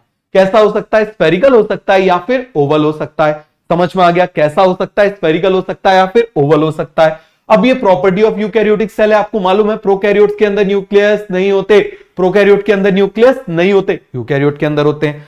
अब आप मुझे बताओ, एक स्कूल में जनरली एक ही प्रिंसिपल होता है या एक से ज्यादा होते हैं? एक ही होता है, तो इसलिए इसका नंबर कितना हो जाएगा? Generally 1 in number. क्या हो जाएगा बेटा? Generally 1 in number. आया समझ में या नहीं आया? पूरा कॉन्सेप्ट क्लियर हो गया आपको? किसी को इसमें कोई डाउट है तो फटाफट मुझे बताओ। कैसा हो जाएगा शेप इसका? Spherical and Oval. कैसा हो जाएगा? Spherical and Oval. हो गया पूरा क्लियर? चलो जरा आगे देखते हैं। तो बताओ, फटाफट बताओ, क्वेश्चन कैसा आएगा? Which one of the following is incorrect about nucleus controlling centre of the cell? Reason? because most of the genetic information is present inside the nucleus and some of the genetic information is present inside mitochondria and chloroplast. Shape कैसा हो जाएगा? Spherical and oval. फिर आप मुझे बताओ क्या हो जाएगा? It is the property of eukaryotic cell. फिर जनरली 1 इन नंबर। अब इस पॉइंट का एक्सेप्शन देख लेते हैं। देखो जरा, एक्सेप्शन 2 इन नंबर। किसमें होते हैं 2? पैरामीशियम में आपने देखा होगा ऐसे स्लीपर की तरह। समझ में आ गया? स्लीपर की तरह ऐसा कुछ होता है, ये माइक्रो ऑर्गेनिज्म होता है, आपने बचपन में पढ़ा होगा पैरामीशियम। इस पैरामीशियम में 2 न्यूक्लियस होते हैं। कितने न्यूक्लियस होते हैं? बड़े 2 न्यूक्लियस। एक बड़ा होता है, एक छोटा होता है। इसको हम मैक्रोन्यूक्लियस बोल देते हैं, इसको हम माइक्रोन्यूक्लियस बोल देते हैं। समझ में आ गया? इसको हम क्या बोल देते हैं? माइक्रोन्यूक्लियस, इसको मैक्रोन्यूक्लियस बोल देते हैं। हो गया पूरा कॉन्सेप्ट क्लियर? किसी को डाउट है तो पूछो। हो गया पूरा क्लियर? अब बहुत सारे न्यूक्लियस होते हैं। एक होता है ओपेलाइना। ओपेलाइना में बहुत सारे न्यूक्लियस होते हैं, और कुछ ऐसे भी सेल होते हैं जिसके अंदर न्यूक्लियस होता ही नहीं है। क्लियर है? जैसे आरबीसी, रेड ब्लड सेल। तो रेड ब्लड सेल जो होता है ना बेटा, ये देखो रेड ब्लड सेल जो है, यदि उसको साइड से देखें तो वो इस तरीके से होता है। साइड से देखें तो इस तरीके से होगा। क्यों ऐसा पिचका हुआ है? क्यों ऐसा पिचका हुआ है? क्योंकि इसके न्यूक्लियस को निकाल दिया। क्यों न्यूक्लियस को निकाल दिया गया है वो आप समझो। आप मुझे बताओ, न्यूक्लियस सबसे बड़ा सेल ऑर्गेनेल है। क्या है? It is the biggest cell organelle in our body. हमारी बॉडी में सबसे बड़ा सेल ऑर्गेनेल है। समझ में आ गया? यहीं पर चाहूं कौन से इसमें स्टेज में देखा जा सकता है? साइज क्या है? हो जाएगा कचरा, याद ही नहीं होगा। फिर ये बचा के रखो ना, कहां के लिए? सेल साइकिल के लिए। जब सेल साइकिल हम पढ़ेंगे तब आएगा कौन सी स्टेज में दिखाई देता है, कैसा होता है, सब आराम आराम से आएगा। तो थोड़ा सब्र रखो ना। आया समझ में? तो ये क्लियर हो गया। अब देखो, जैसे मान लो आप जिस बस में जाते हो तो बस का काम है ट्रांसपोर्ट करना। इसी तरीके से आरबीसी का काम है ऑक्सीजन को ट्रांसपोर्ट करना। क्या करना? ऑक्सीजन को ट्रांसपोर्ट करना। अब मान लो आपकी बस में बहुत सारा बीच में कचरा रख दिया, बहुत सारी चीजें रख दी, तो अब उससे ज्यादा स्टूडेंट बैठ पाएंगे या कम स्टूडेंट बैठ पाएंगे? आप मुझे बताओ जरा। कम स्टूडेंट बैठ पाएंगे। और जब कम स्टूडेंट बैठ पाएंगे तो मुझे बताना कि वो ज्यादा लोगों को ट्रांसपोर्ट कर पा रही है, कम लोगों को ट्रांसपोर्ट कर पा रही है, कम लोगों को ट्रांसपोर्ट कर पा रही है। इसी तरीके से रेड ब्लड सेल है, रेड ब्लड सेल का सबसे बड़ा, हर सेल का सबसे बड़ा ऑर्गेनेल न्यूक्लियस हो गया। अब यदि हम उसको नहीं हटाएंगे तो जगह कम पड़ जाएगी ना, तो इसलिए हमने उसको क्या कर दिया, हटा दिया। हमने उसको क्या कर दिया, बनते टाइम हमने उसको निकाल के अलग कर दिया। इसी तरीके से सीव ट्यूब, जो सीव ट्यूब होते हैं ना, वो फूड को कंडक्ट करते हैं। तो जब फूड को ये कंडक्ट करते हैं तो हम क्या करते हैं, सीव ट्यूब के अंदर से भी न्यूक्लियस को निकाल देते हैं। समझ में आ गया। फ्लोएम, फ्लोएम आपने यदि कभी नाम सुना हो फ्लोएम, तो फ्लोएम के अंदर सीव ट्यूब होते हैं जो फूड को क्या करते हैं, कंडक्ट करते हैं। आ गया समझ में, पूरा कॉन्सेप्ट क्लियर हो गया कि नहीं हो गया। आरबीसी हो गया पूरा concept clear. Red blood cell, तो रेड ब्लड सेल और सीव ट्यूब में क्या हो जाएंगे, एब्सेंट। क्या हो जाएंगे बेटा, एब्सेंट। हो गया पूरा कॉन्सेप्ट क्लियर। अब देखो ये न्यूक्लियस का डायग्राम, ये थोड़ा सा आप देखो, यहां पर आप देखो ये क्या बना हुआ है, आप मुझे बताना। This is inner nuclear membrane, this is outer nuclear membrane, और ये क्या बना हुआ है आप मुझे बताओ, न्यूक्लियर पोर। क्या बना हुआ है, न्यूक्लियर पोर। समझ में आ गया, क्या बना हुआ है, न्यूक्लियर पोर। आया समझ में कि नहीं आया। अब देखो इसी का और थोड़ा सा हम एडवांस देखते हैं, इसी का हम क्या देखते हैं, और एडवांस देखते हैं। हमने इसको क्या किया, सपोज करो मान लो आपके पास तरबूज है, आपने तरबूज को क्या किया, पहले आधा ऐसा काटा और ऐसा काट दिया, मतलब इस तरीके से आपने सेक्शन ले लिया, तो ये हमने निकाल दिया। इसके अंदर ये क्या दिखाई दे रहा है, अभी मैं आपको बताता हूं। इसके अंदर क्या दिखाई दे रहा है, अभी मैं आपको बताने वाला हूं। तो इतना कॉन्सेप्ट क्लियर हो गया कि नहीं हो गया, जल्दी से आप मुझे बताओ, हो गया पूरा कॉन्सेप्ट क्लियर। ये देखो जरा, ये आपको दिखाई दे रहा है, ये क्या है, न्यूक्लियर पोर। ये क्या है, न्यूक्लियर पोर। आया समझ में, पूरा कॉन्सेप्ट क्लियर हो गया कि नहीं हो गया, जल्दी से मुझे बताओ। हो गया पूरा कॉन्सेप्ट क्लियर। चलो अब देखना जरा, यहां पर न्यूक्लियस, न्यूक्लियस को किसने डिस्कवर्ड किया था, डिस्कवर्ड बाय रॉबर्ट ब्राउन। किसने किया था, रॉबर्ट ब्राउन। अब आप कंफ्यूज हो जाओगे, तो देखो कितना आसान है, ब्राउन में एन आ रहा है, एन फॉर न्यूक्लियस। क्या हो जाएगा आप मुझे बताओ जरा, एन फॉर न्यूक्लियस। पूरा कॉन्सेप्ट क्लियर हो गया कि नहीं हो गया, जल्दी से मुझे बताओ, एन फॉर न्यूक्लियस। आप कंफ्यूज किस में हो गए, रॉबर्ट हुक, रॉबर्ट ब्राउन। तो रॉबर्ट हुक में कहीं एन आ रहा है क्या, नहीं आ रहा। और ह्यूमन हुक तो आप जानते हो लिविंग सेल जो हो गया, तो रॉबर्ट हुक और रॉबर्ट ब्राउन में आप कंफ्यूज हो गए। ब्राउन में एन आ रहा है, एन फॉर न्यूक्लियस। ब्राउन में एन आ रहा है, N for nucleus. Very good, सभी को क्लियर हो गया। सो रॉबर्ट ब्राउन ने क्या डिस्कवर किया, न्यूक्लियस। क्या डिस्कवर किया, न्यूक्लियस। अब एक साइंटिस्ट और था, ये एनसीईआरटी की लाइन है, उसका नाम था फ्लेमिंग। क्या नाम था उसका, फ्लेमिंग। उस फ्लेमिंग ने क्या किया, फ्लेमिंग ने क्या किया, ये जो न्यूक्लियस था ना, ये सेल है, ये न्यूक्लियस है, इसके ऊपर उसने क्या डाल दी, बेसिक डाई डाल दी। क्या डाल दिया आप मुझे बताओ जरा, बेसिक डाई। देखो हर एक वर्ड नया आ रहा है ना, पहली बार आ रहा है। क्लियर हो गया। डाई का मतलब होता है कलर। अब आप बोलोगे सर क्यों डाला, इसीलिए डाला जिससे कि वो दिखाई देने लगे। आपने मिस्टर इंडिया मूवी यदि देखी हो तो मिस्टर इंडिया मूवी में क्या होता है, वो दिखाई नहीं देता, लेकिन यदि रेड कलर फेंक दो तो दिखाई देने लग जाता है। होता है कि नहीं होता। तो ऐसे ही हमको किसी चीज को, किसी ऑर्गेनिज्म को माइक्रोस्कोप में देखना है ना, तो हम पहले उसके ऊपर कलर डालते हैं और कलर डालने के बाद देखते हैं। तो यहां पर हमने क्या डाल दिया, इसके ऊपर बेसिक डाई डाल दी। क्या डाल दिया हमने, बेसिक डाई डाल दी। पूरा कॉन्सेप्ट क्लियर हो गया कि नहीं हो गया, क्या डाल दिया हमने, इसकी बेसिक डाई डाल दी। आ गया समझ में, जल्दी से आप मुझे बताओ, क्या डाल दिया हमने, बेसिक डाई डाल दी।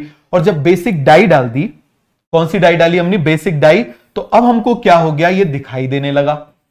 ये क्या हो गया, हमको दिखाई देने लगा। इस कलर का ही, जो हमने ये कलर डाला था, इस कलर का ही हमको इस तरीके से क्या हो गया, हमको इस तरीके से ऐसा ये पूरा दिखाई देने लग गया। पूरा कॉन्सेप्ट क्लियर हो गया कि नहीं हो गया, ये हमको दिखाई देने लग गया। तो ये किसने किया था, फ्लेमिंग ने। किसने किया था आप मुझे बताओ बेटा, फ्लेमिंग ने किया था। याद हुआ, रॉबर्ट ब्राउन, ब्राउन में रॉबर्ट हुक और रॉबर्ट ब्राउन, रॉबर्ट हुक और रॉबर्ट ब्राउन। हुक में एन नहीं आ रहा, बट ब्राउन में एन आ रहा है, N for nucleus, N for nucleus. आ गया समझ में, पूरा कॉन्सेप्ट क्लियर हो गया। रॉबर्ट ब्राउन ने क्या डिस्कवर किया, न्यूक्लियस। किससे स्टेन किया, इसके ऊपर अभी 2 साल पहले क्वेश्चन आया था, बेसिक डाई से स्टेन किया था। बेसिक एसिड और बेस जानते हो, अब इसको हम माइक्रोस्कोप से देखेंगे, है ना। अब हम क्या करेंगे, माइक्रोस्कोप से देखेंगे। हो गया पूरा कॉन्सेप्ट क्लियर। स्टेनिंग मतलब हमने कलर डाल दिया, स्टेनिंग मतलब हमने क्या कर दिया, कलर डाल दिया। आया समझ में, कोई डाउट तो नहीं किसी को।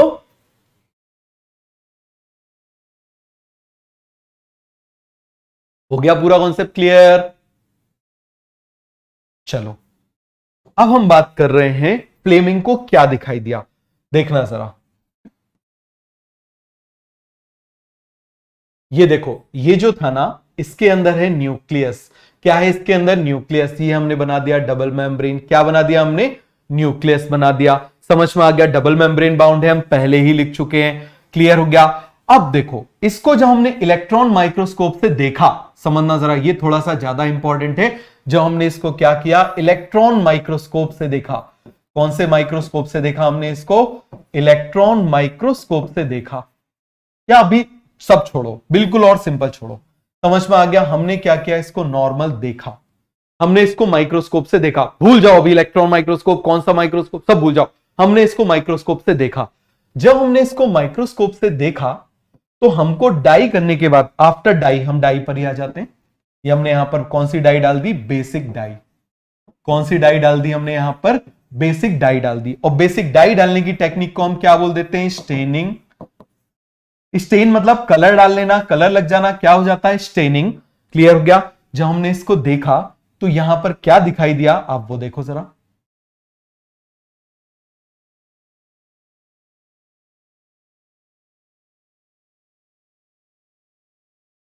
इसके अंदर हमको कुछ कलरफुल ऐसे फ्रेगमेंट्स दिखाई दिए, कलरफुल ऐसे थ्रेड दिखाई दिए। ये हमको क्या दिखाई दिए? कलरफुल थ्रेड दिखाई दिए। अच्छे से समझना, क्या दिखाई दिए हमको? इसके अंदर कलरफुल ऐसे थ्रेड्स दिखाई दिए। समझ में आ गया? जब हमने इसको देखा, डाई करने के बाद हमने इसको देखा तो हमको इसमें क्या दिखाई दिए? कलरफुल थ्रेड दिखाई दिए। ऐसा दिखाई दिया जैसे किसी मोती की माला है। समझ में आ गया? जैसे ये जो बीट्स हैं वो किसी स्ट्रिंग से जुड़े हुए हैं। जो बीट्स हैं वो किससे जुड़े हुए हैं? स्ट्रिंग से जुड़े हुए हैं। समझ में आ गया? कैसे जुड़े हुए हैं आप मुझे बताओ जरा। बीट्स जो है वो किससे जुड़े हुए हैं? स्ट्रिंग से जुड़े हुए हैं। हो गया पूरा कॉन्सेप्ट क्लियर? तो आप मुझे बताओ जरा, यहां पर हमको जब हमने इसमें डाई डाली तो हमको दिखाई दिया कलरफुल थ्रेड। क्या दिखाई दिया आप मुझे बताओ, जल्दी से आप मुझे बताओ। कलरफुल थ्रेड, धागे जैसा स्ट्रक्चर दिखाई दिया। और इस कलरफुल थ्रेड को, कलरफुल के लिए लैटिन में वर्ड होता है क्रोमा, और थ्रेड के लिए वर्ड होता है टिन। तो कलरफुल के लिए वर्ड कौन सा होता है? क्रोमा। और टिन, थ्रेड के लिए कौन सा वर्ड होता है? टिन। तो इन दोनों को जोड़ दिया गया तो बन गया क्रोमैटिन। क्या बन गया आप मुझे बताओ जरा? क्रोमैटिन। तो जल्दी से मुझे बताओ, what do you mean by chromatin? What do you mean by chromatin? Colourful thread. What do you mean by chromatin? Colourful thread. हो गया पूरा कॉन्सेप्ट क्लियर? क्या बोल देंगे आप मुझे बताओ जरा? कलरफुल थ्रेड को हम क्या बोल देंगे? क्रोमैटिन। कॉन्सेप्ट क्लियर हो गया? तो ये हमको दिखाई दिया। आप देखो किस तरीके से दिखाई दे रहा है, कुछ बीट्स ऑन स्ट्रिंग जैसा। ये देखो, ये क्या है? बीच बीच में बीट्स है ना, और ये पूरा क्या हो गया? स्ट्रिंग।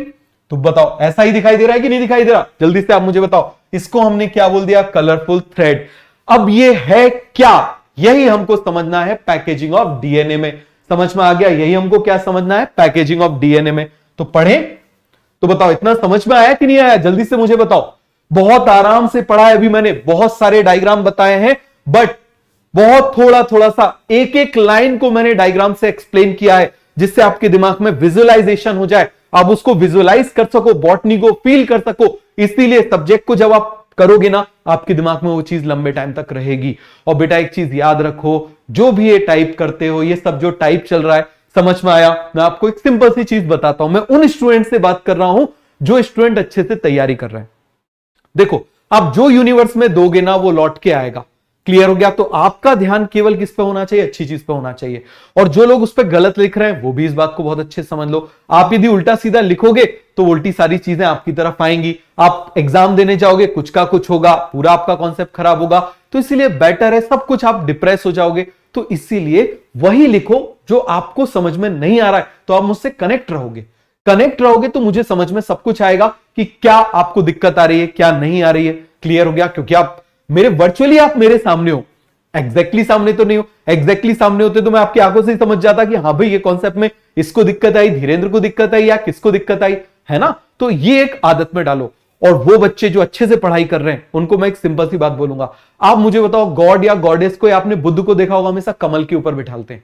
कमल हमेशा कीचड़ में खिलता है और उससे ऊपर खिलता है। तो you should be like Kamal, lotus की तरह होना चाहिए, उसके ऊपर होना चाहिए। बात समझ में आ गया? ये कीचड़ में जो उलझ गया वो डूब के मर जाएगा। आपको उस कीचड़ से ऊपर जाना, आपका ध्यान ही नहीं जाना चाहिए। देखो, जो चल रहा है मुझे कोई फर्क नहीं पड़ेगा, तुमको जो लिखना है, तुमको जो लिखना है वो लिखते जाओ। समझ में आ गया? मुझे केवल वही दिखेगा जो मेरे काम का है। क्लियर हो गया? चलो, तो ये पूरा कॉन्सेप्ट आपको क्लियर हो गया कि नहीं हो गया? अब हम देखते हैं कि ये क्रोमैटिन आखिर है क्या, पैकेजिंग ऑफ डीएनए में देखते हैं। देखो, हमारा एक सेल के अंदर 2.2 मीटर लॉन्ग डीएनए होता है। कितना होता है? 2.2 मीटर लॉन्ग डीएनए होता है। और हमारी बॉडी में 50 ट्रिलियन सेल होते हैं। कितने होते हैं बेटा, आप मुझे बताओ जरा? 50 ट्रिलियन सेल होते हैं, है ना? तो अब क्या होगा, एक डीएनए, समझना जरा, यहां पर आप देखना, यहां पर मैंने बोला एक सेल है, इस सेल के अंदर ये न्यूक्लियस है, और इसके अंदर जो ये डीएनए है ना, यदि हम इसकी टोटल लेंथ काउंट करें तो कितनी हो जाएगी? 2.2 मीटर लॉन्ग डीएनए। कितना डीएनए हो जाएगा, आप मुझे बताओ जरा? 2 मीटर लॉन्ग डीएनए, ये हमने बना दिया 2.2 मीटर लॉन्ग डीएनए। समझ में आया कि नहीं आया? अब आपको मालूम है इतना लंबा डीएनए, बट सेल इतना सा है, इतना लंबा डीएनए और सेल इतना सा है, बहुत बहुत ही छोटा है, तभी तो हमारी बॉडी में 50 ट्रिलियन सेल है। क्लियर हो गया? क्या करें, कैसे करें? अब मान लो इसने डीएनए ने बोला मैं ही जेनेटिक मटेरियल हूं, मैं ही सब कुछ हूं, मैं ही, मेरे पास ही सारी इंफॉर्मेशन है, मैं तो पूरा फैल के रहूंगा। जैसे मान लो किसी को पहली बार गलती से उसमें ट्रेन में उसकी टिकट बर्थ कंफर्म हो जाती है तो पूरे में फैल के बैठता है। समझ में आ गया? समझ में आ जाएगा? आप देखना, अपना पूरा सामान भी उस पर रख देगा और बिल्कुल फैल के बैठेगा। क्लियर है? तो यहां पर मान लो डीएनए बोलने लगे सारी इंफॉर्मेशन मेरे पास है, मैं ही बॉस हूं, मैं बढ़िया से फैल के रहूंगा, तो हर सेल की लेंथ मिनिमम 2.2 मीटर हो जाएगी। और आप मुझे बताओ जरा, ये तो एक सेल है, ये हम बोल रहे हैं वन सेल। समझना जरा, वन सेल में 2.2 मीटर लॉन्ग डीएनए। और यदि हम अपनी बॉडी की बात करें, समझ में आ गया, तो हमारी बॉडी में 50 ट्रिलियन सेल होते हैं।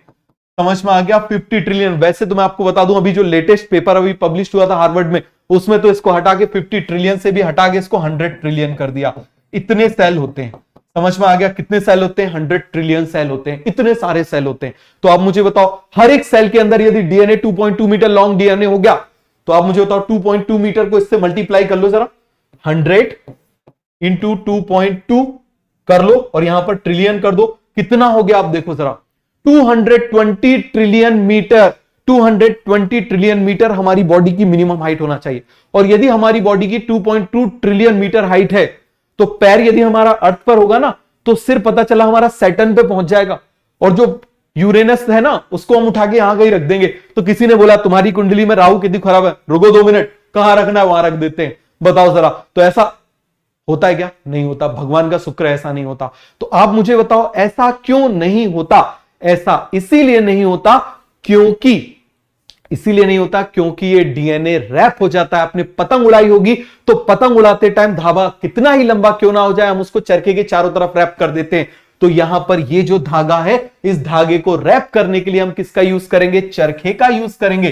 किसका यूज करेंगे बेटा? चरखे का यूज करेंगे। समझ में आ गया? तो देखो जरा जल्दी से कैसा हो जाएगा, अच्छे से समझना। ये मैंने बना दिया डीएनए, ये मैंने क्या बना दिया? डीएनए। आप अच्छे से जानते हो, डीएनए के बारे में पढ़ भी चुके हो। ये मैंने बना दिया डीएनए।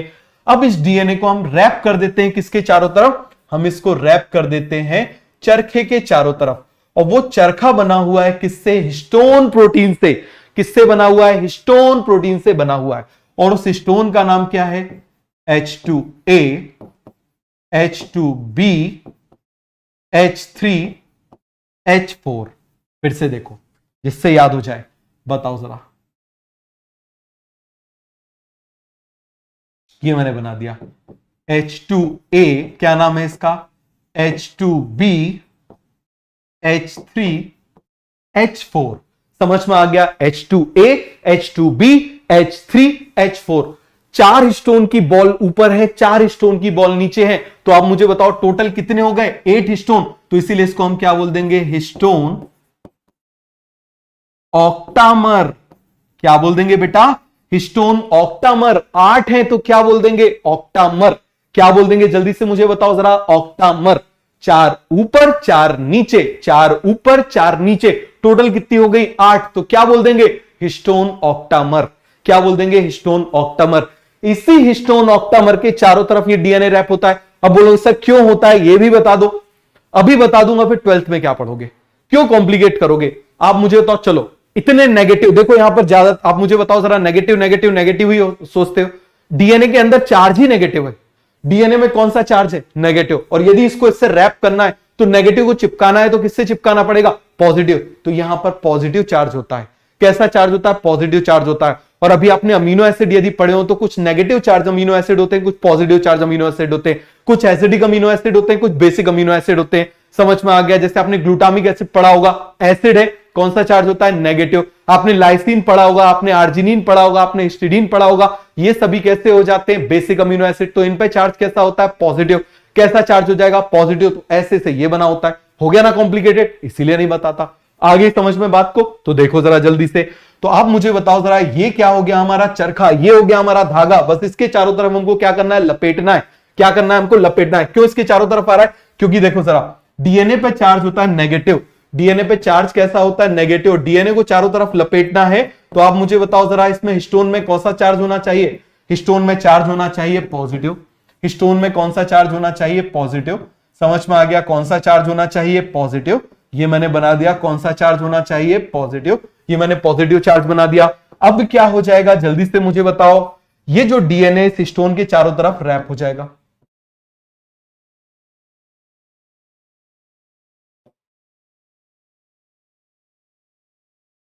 ये हम इसको रैप कर देते हैं। और रैप भी कैसा होता है? एक पूरा टर्न कर लिया, दूसरा पूरा टर्न करते करते करते 3/4 करके आगे निकल गया। मतलब कैसे? देखो, यहां से चला, एक पूरा टर्न कंप्लीट, ये कंप्लीट टर्न हो गया। दूसरा टर्न कंप्लीट कर रहा है, करते करते 75, मतलब 75% उसको कंप्लीट करता है। समझ में आया? नहीं आया? देखो जरा, जैसे मान लो ये मैंने यहां से चला और यहां तक आ गया, कितना कंप्लीट हो गया आप मुझे बताओ जरा? 100%। यहां से देखना जरा, यहां से चल रहा हूं, ये आ गया 100% हो गया। दूसरा 25%, तीसरा ये हो गया 50%, ये हो गया 75%। अब मैं निकल गया। समझ में आ गया? जैसे मान लो घड़ी की हम बात कर रहे हैं, तो जैसे देखना, मान लो यहां पर मैं आपको बना के बता देता हूं। मान लो हिस्टोन प्रोटीन है, ये मैंने क्या बना दिया? हिस्टोन प्रोटीन बना दिया। इस हिस्टोन प्रोटीन के चारों तरफ क्या हो जाएगा आप मुझे बताओ? मान लो यहां से डीएनए को रैप कर रहे हैं, तो आप मुझे बताओ, ये 100% टर्न हो गई। अब दूसरी जो टर्न होगी, ये यहां तक गई 25, यहां से गई 50%, यहां तक गई 75%, यहां से ऐसे निकल जाता है। क्लियर हो गया? ये सब आपको आगे आएगा, धीरे धीरे धीरे धीरे धीरे आएगा। क्लियर हो गया? तो ये आपको समझ में आ गया कि नहीं आ गया? ये डीएनए को हमने किसके चारों तरफ रैप कर दिया? हमने हिस्टोन प्रोटीन के चारों तरफ रैप कर दिया। किसके चारों तरफ हमने रैप कर दिया? हिस्टोन प्रोटीन के चारों तरफ रैप कर दिया। अब आप मुझे बताना जरा, यहां पर ये हिस्टोन प्रोटीन हमने रैप तो कर दिया, अब कहीं ये निकल ना जाए, तो अलग से हमने एक और हिस्टोन को लगा दिया। जैसे आपने देखा होगा ना, मतलब आप देखा होगा मम्मियां, या फिर मतलब जो है आपने देखा होगा आपकी दीदी, उसमें ऐसे पूरा ऐसे बन बना के ऐसे क्लिप लगा लेते हैं। देखा कि नहीं देखा? क्लिप किस लिए लगा लेते हैं? जिससे कि वो बाल खुलना चाहे। तो यहां पर भी हमने क्या किया? पहले हमने उसको पूरा रैप कर दिया, और रैप करने के बाद हमने क्या कर दिया? उस पर क्लिप लगा दिया। क्या कर दिया हमने? उस पर क्लिप लगा दिया। आ गया पूरा का पूरा कॉन्सेप्ट समझ में? क्या लगा दिया हमने? क्लिप लगा दिया। क्लियर हो गया? इस हिस्टोन का नाम है, ये जो यहां पर मैंने एक क्लिप लगाई है, ये जो मैंने क्लिप लगाई है, इस क्लिप का नाम है H1 हिस्टोन। देखो 1 जैसा बना हुआ है ना, तो इसका नाम भी क्या है? H1 histone. क्या नाम है बेटा इसका? H1 histone. क्लियर हो गया? क्या बोलेंगे हम इसको? H1 histone. हिस्टोन ऑक्टामर का मतलब क्या हो गया? 1 2 3 4, ऊपर 4 बॉल ऐसी है, नीचे 4 बॉल ऐसी है। समझ में आ गया? इसी के नीचे 4 बॉल है, जैसे ये 4 बॉल हो गई, ये 4 बॉल हो गई, इस तरीके से। आ गया समझ में? 4 बॉल ऊपर, 4 बॉल नीचे, इस तरीके से। टोटल कितनी हो गई? 8। कितनी हो गई? 8। क्लियर हो गया? यही वो बीट्स ऑन स्ट्रिंग है जो दिखाई दे रहा था ना, बीट्स ऑन स्ट्रिंग। याद करो, ये अभी दिखाई दे रहा था ना, यही वो बीट्स ऑन स्ट्रिंग। ये देखो जरा, ये जो दिखाई दे रहा है ना, ये बीट्स ऑन स्ट्रिंग। क्लियर हो गया? इसको मैं यहां पर लिख दूं। अब बताओ जरा, लिख दूं, ये क्या है? Beads on string. क्लियर हो गया? क्या हो जाएगा बेटा? Beads on string. ये देखो जरा, ये क्या है? Beads on string. तो ऐसी छोटी छोटी आप मुझे बताओ बॉडी दिखाई दे रही है, न्यूक्लियस के अंदर छोटी छोटी गोल गोल बॉडी दिखाई दे रही है, तो इसको हम बोल देते हैं न्यूक्लियोसोम। डिफिकल्ट है थोड़ा सा, क्या बोलेंगे इसको? न्यूक्लियोसोम। क्या बोल देंगे जल्दी से आप मुझे बताओ? दिस इज कॉल्ड एज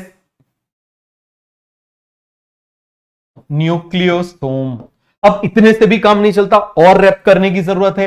तो और रैप करने के लिए हम एक और प्रोटीन ले आते हैं। चलो हम और प्रोटीन ले आते हैं, बहुत ज्यादा हम इसकी रैपिंग कर देते हैं इस तरीके से। ये हमने और प्रोटीन लेकर आ गए, ये प्रोटीन इनको क्या करेगा? और ज्यादा रैप कर देगा। कैसे? समझो जरा, अच्छे से समझना।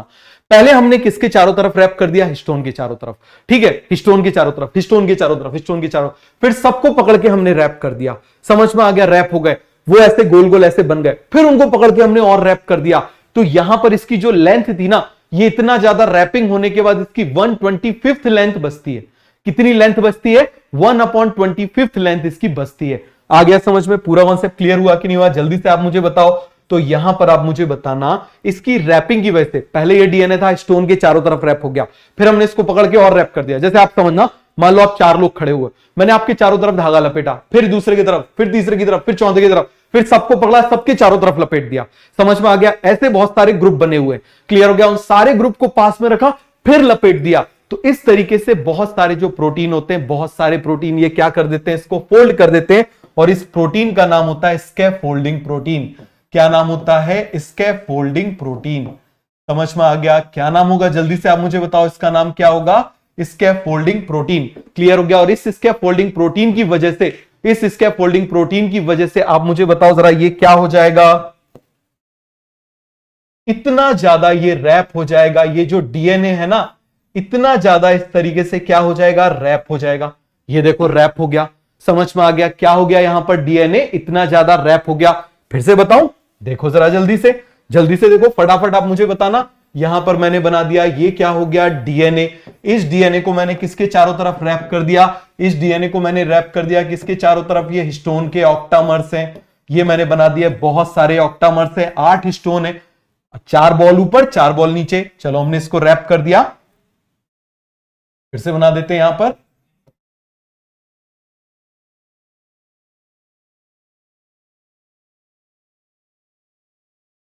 ये हमने इसको रैप कर दिया इस तरीके से, और ये जो रैपिंग है वो रैपिंग निकल ना जाए, इसीलिए आप मुझे बताओ हमने क्या लगा दिया? इस तरीके से H1 स्टोन लगा दिया। क्या लगा दिया हमने? H1 स्टोन लगा दिया।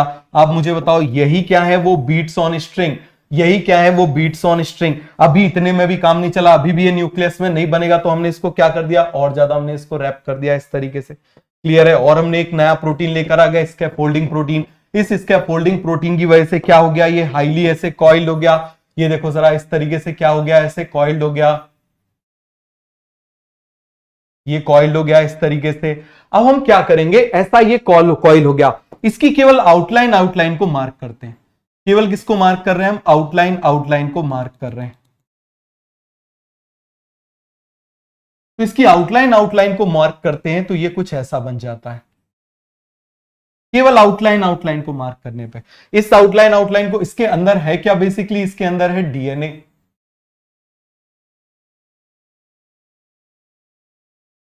क्या है इसके अंदर? आप मुझे बताओ। डीएनए। ये क्या बन गया? क्रोमोसोम। क्या बन गया? ये क्रोमोसोम। तो देखो जरा, यहां पर था कलरफुल थ्रेड था। आप मुझे बताओ जरा, यहां पर क्या है? जल्दी से आप मुझे बताना। ये है डीएनए, ये क्या है? हिस्टोन। क्लियर है? इन दोनों को यदि जोड़ दिया तो यहां पर क्या बन गया? क्रोमैटिन। क्या बन गया? क्रोमैटिन। इस क्रोमैटिन की फोल्डिंग हो गई, तो क्या बन गया? क्रोमोसोम। सोम का मतलब होता है body. Colourful thread chromatin, colourful body chromosome, colourful thread chromatin, colourful body chromosome. Clear हो गया? तो देखो जरा जल्दी से, यहां पर आप मुझे बताओ जरा, देखना जल्दी से, आप मुझे बताओ यहां पर मैंने क्या बोल दिया? इस तरीके से ये पूरा का पूरा जो अभी यहां पर न्यूक्लियस के अंदर दिखाई दे रहा है, बताओ जरा, ये न्यूक्लियस के अंदर दिखाई दे रहा है, ये क्या है? Beads on string. क्या है ये? Beads on string. इसको हम क्या बोलेंगे? जल्दी से आप मुझे बताओ। This is chromatin. ये है क्रोमैटिन। समझ में आ गया? क्रोमा का मतलब कलर, क्रोमा का मतलब कलर, टिन का मतलब थ्रेड। क्या मतलब है? थ्रेड। अब इसी का कंडेंसेशन हो जाएगा, ये बहुत ज्यादा रैप हो जाएगा, तो रैप होने के बाद ये क्या बना लेगा? आप मुझे बताओ। इस तरीके का स्ट्रक्चर बना लेगा। Now this structure is called chromosome. इस स्ट्रक्चर को हम क्या बोलेंगे? क्रोमोसोम। बहुत बढ़िया। क्या बोलेंगे? सभी को समझ में आया? क्रोमो का मतलब अगेन कलर, और सोम का मतलब क्या हो जाएगा? बॉडी। ऐसा क्यों होता है? ये आपको सेल साइकिल में समझ में आएगा। ऐसा क्यों होता है? ये आपको सेल साइकिल में समझ में आएगा। तो ये पूरा कॉन्सेप्ट क्लियर हो गया कि नहीं हो गया? जल्दी से आप मुझे बताओ, अभी रुको, ठीक है, हो गया टाइम मालूम है मुझे, लेकिन अभी पहले आगे पढ़ो, टॉपिक कंप्लीट होना चाहिए। और इतने जल्दी जिसको जाने की है जाओ, मैंने तो नहीं बोला कि टाइम ओवर हो गया, जिसको पढ़ना है वो रुकेगा। क्लियर हो गया? चलो तो देखो जरा, स्ट्रक्चर ऑफ क्रोमोसोम की हम बात कर रहे हैं। किसकी बात कर रहे हैं हम? स्ट्रक्चर ऑफ क्रोमोसोम की बात कर रहे हैं। तो ये मैंने बना दिया। देखो जरा, ये हमने क्या कर दिया, क्रोमोसोम की कमर बना दी, सपोज करो कंस्ट्रिक्ट बना दिया। जैसे हमारी बॉडी में होता है ना, एक थोड़ा सा कंस्ट्रिक्शन होता है। क्लियर हो गया? बेड लगा लेते तो और ज्यादा कंस्ट्रिक्शन हो जाता है। तो ये क्रोमोसोम की हमने कमर बना दी। तो ये जो क्रोमोसोम की कमर है ना, ये जो क्रोमोसोम की कमर है, इसको हम बोलते हैं सेंट्रोमेयर। क्या बोलेंगे बेटा? सेंट्रोमेयर। समझ में आ गया? क्या बोल देंगे? सेंट्रोमेयर। या फिर यही मेन कंस्ट्रिक्शन है, तो इसको हम बोलेंगे प्राइमरी कंस्ट्रिक्शन। क्या बोलेंगे? जल्दी से आप मुझे बताओ, primary constriction. And this primary constriction is called as centromere. क्या बोल देंगे? जल्दी से आप मुझे बताओ, सेंट्रोमेयर। ये जो कमर है, तो क्रोमोसोम की कमर क्या कहलाएगी? सेंट्रोमेयर। क्रोमोसोम की कमर क्या कहलाएगी? जल्दी से आप मुझे बताओ, सेंट्रोमेयर। हो गया, इसी को हम प्राइमरी कंस्ट्रिक्शन, जैसे हमारी बॉडी में मेन कंस्ट्रिक्शन यही कमर है, तो क्या कहलाएगा? Primary constriction. इसको हम क्या बोल देंगे? सेंट्रोमेयर। क्या बोल देंगे बेटा? सेंट्रोमेयर। आ गया समझ में? अब देखना जरा, चलो एक और डायग्राम हम देखते हैं। ये मैंने बना दिया। क्या हो गया ये? जल्दी से आप मुझे इसका नाम बताओ। ये क्या हो जाएगा? Primary constriction. फिर से आप मुझे बताओ, ये हो जाएगा प्राइमरी कंस्ट्रिक्शन। समझ में आ गया? और इस प्राइमरी कंस्ट्रिक्शन को हम क्या बोलते हैं? सेंट्रोमेयर। क्या बोलते हैं? सेंट्रोमेयर। अब इसके चारों तरफ यहां पर कुछ ऐसा डिस्क शेप में, ऐसा ये ऐसे कुछ प्रोटीन होते हैं। समझ में आ गया? ये देखो मैंने बना दिया ऐसा, इस तरीके से। क्लियर हो गया? एक इस तरफ अटैच होता है, एक इस तरफ अटैच होता है। क्लियर हो गया? एक इस तरफ अटैच होता है, एक इस तरफ अटैच होता है। क्लियर हो गया? इसको हम बोलते हैं काइनेटोकोर। कल और डिटेल में बताऊंगा काइनेटोकोर। क्लियर हो गया? क्या बोल दूंगा? जल्दी से आप मुझे बताओ जरा, काइनेटोकोर। हो गया पूरा कॉन्सेप्ट क्लियर? इसको हम क्या बोल देंगे? काइनेटोकोर। क्लियर हुआ? अब देखो जरा, अब मान लो, देखना, यदि ये इसकी सेंट्रोमेयर बिल्कुल मिडिल में है, सेंट्रोमेयर यदि मिडिल में है, आप मुझे बताओ, सेंट्रोमेयर देखो मिडिल में है ना बिल्कुल, तो यदि मिडिल में है तो इसको हम बोल देते हैं मेटासेंट्रिक। क्या बोल देते हैं? मेटासेंट्रिक। समझ में आ गया? क्या बोल देते हैं बेटा? हम मेटासेंट्रिक। हो गया पूरा क्लियर? अब यदि ये सेंट्रोमेयर थोड़ा सा नीचे आ जाए, मान लो यहां पर आ जाए, थोड़ा सा नीचे आ जाए, मान लो दूसरे क्रोमोसोम में क्या हो जाए, थोड़ा सा नीचे आ जाए, तो आप मुझे बताओ, यहां पर बिल्कुल मिडिल था ना, यहां पर बिल्कुल मिडिल था ना, तो ये मिडिल से थोड़ा नीचे आ गया, और नीचे के लिए हम वर्ड यूज करते हैं सब। कौन सा वर्ड यूज करते हैं? सब। तो आप मुझे बताओ, ये कौन से टाइप का क्रोमोसोम कहलाएगा? ये कहलाएगा सब मेटासेंट्रिक। ये क्या कहलाएगा? सब मेटासेंट्रिक। हो गया पूरा क्लियर? ये कौन सा कहलाएगा? सब मेटासेंट्रिक। अब बिल्कुल क्रोमोसोम के बिल्कुल टर्मिनल पर आ जाए, बिल्कुल उसके टकले पर आ जाए। समझ में आ गया? ऐसा बना दे या फिर और ऐसा बना दे, एक ही बात है ना। ये देखो उसके बिल्कुल टकले पर आ गया, तो इसको हम क्या बोल देंगे? आप मुझे बताओ जरा, टीलोसेंट्रिक। क्या बोलेंगे बेटा? इसको हम बोलेंगे टीलोसेंट्रिक। तो फिर से आप मुझे बताओ, बिल्कुल मिडिल में है तो मेटासेंट्रिक, मिडिल से थोड़ा सा नीचे आ गया, सब मतलब नीचे, सब मतलब नीचे, ये हो जाएगा सब मेटासेंट्रिक। फिर आप मुझे बताओ जरा, टीलोसेंट्रिक क्या हो जाएगा? टीलोसेंट्रिक का मतलब बिल्कुल टर्मिनल पर आ गया, तो ये क्या कहलाएगा? टीलोसेंट्रिक। अब टीलोसेंट्रिक से थोड़ा सा अंदर चला जाए, बिल्कुल थोड़ा सा अंदर, इतने बराबर नहीं, जैसे मान लो यहां पर ऐसा, ये थोड़ा सा अंदर आ गया। क्लियर हो गया? तो इसको हम बोल देते हैं एक्रोसेंट्रिक। क्या बोल देते हैं बेटा? इसको हम एक्रोसेंट्रिक। क्या बोल देते हैं? जल्दी से आप मुझे बताओ, एक्रोसेंट्रिक। क्लियर हो गया? फटाफट मुझे बताओ, मिडिल में है तो मेटासेंट्रिक, बिल्कुल टर्मिनल पर आ गया तो टीलोसेंट्रिक, मिडिल से नीचे है तो सब मेटासेंट्रिक, और उससे है तो ये क्या हो गया? एक्रोसेंट्रिक। क्या हो गया? एक्रोसेंट्रिक। तो नेक्स्ट क्लास में हम इसके शेप से पढ़ेंगे। आज का टॉपिक डिफिकल्ट था, इसीलिए मैंने आराम से वो किया है। आप क्रोमोसोम की पैकेजिंग आप थोड़ा फिर से देखोगे, न्यूक्लियस का स्ट्रक्चर आप थोड़ा फिर से देखोगे, समझ में आ गया? आप अच्छे से इसको लिख के आप पढ़ोगे। थोड़ा सा ये टॉपिक डिफिकल्ट है, जो मैंने आपको बताया ना, यहां से 2 क्वेश्चन आते हैं हर साल। आज के लेक्चर से 2 क्वेश्चन हमेशा नीट में आते हैं, तो आप समझ सकते हो कि थोड़ा सा क्या है, डिफिकल्ट है। क्लियर हो गया? थोड़ा सा डिफिकल्ट था बस, अगली बार जब इसको रिवाइज करेंगे ये भी आपके लिए आसान हो जाएगा। हो गया? काइनेटोकोर क्या होता है? काइनेटोकोर देखो ऐसा डिस्क से प्रोटीन है, इसमें क्या अटैच होता है? पूरा सेल साइकिल बाकी है। अरे डाउट है ना, तो एक काम करना, आपको उसका अर्जुना 1 का वो मिल चुका है सब्सक्रिप्शन, उसमें अर्जुना 1 में चले जाना। क्लियर हो गया? और उसमें जो सेल साइकिल वाला है वो देख लेना, इसके बहुत सारे फंक्शन सेल साइकिल में आएंगे, यदि तब भी दिमाग ना माने तो हो गया पूरा का पूरा कॉन्सेप्ट क्लियर? चलो ठीक है, थैंक यू, गुड नाइट।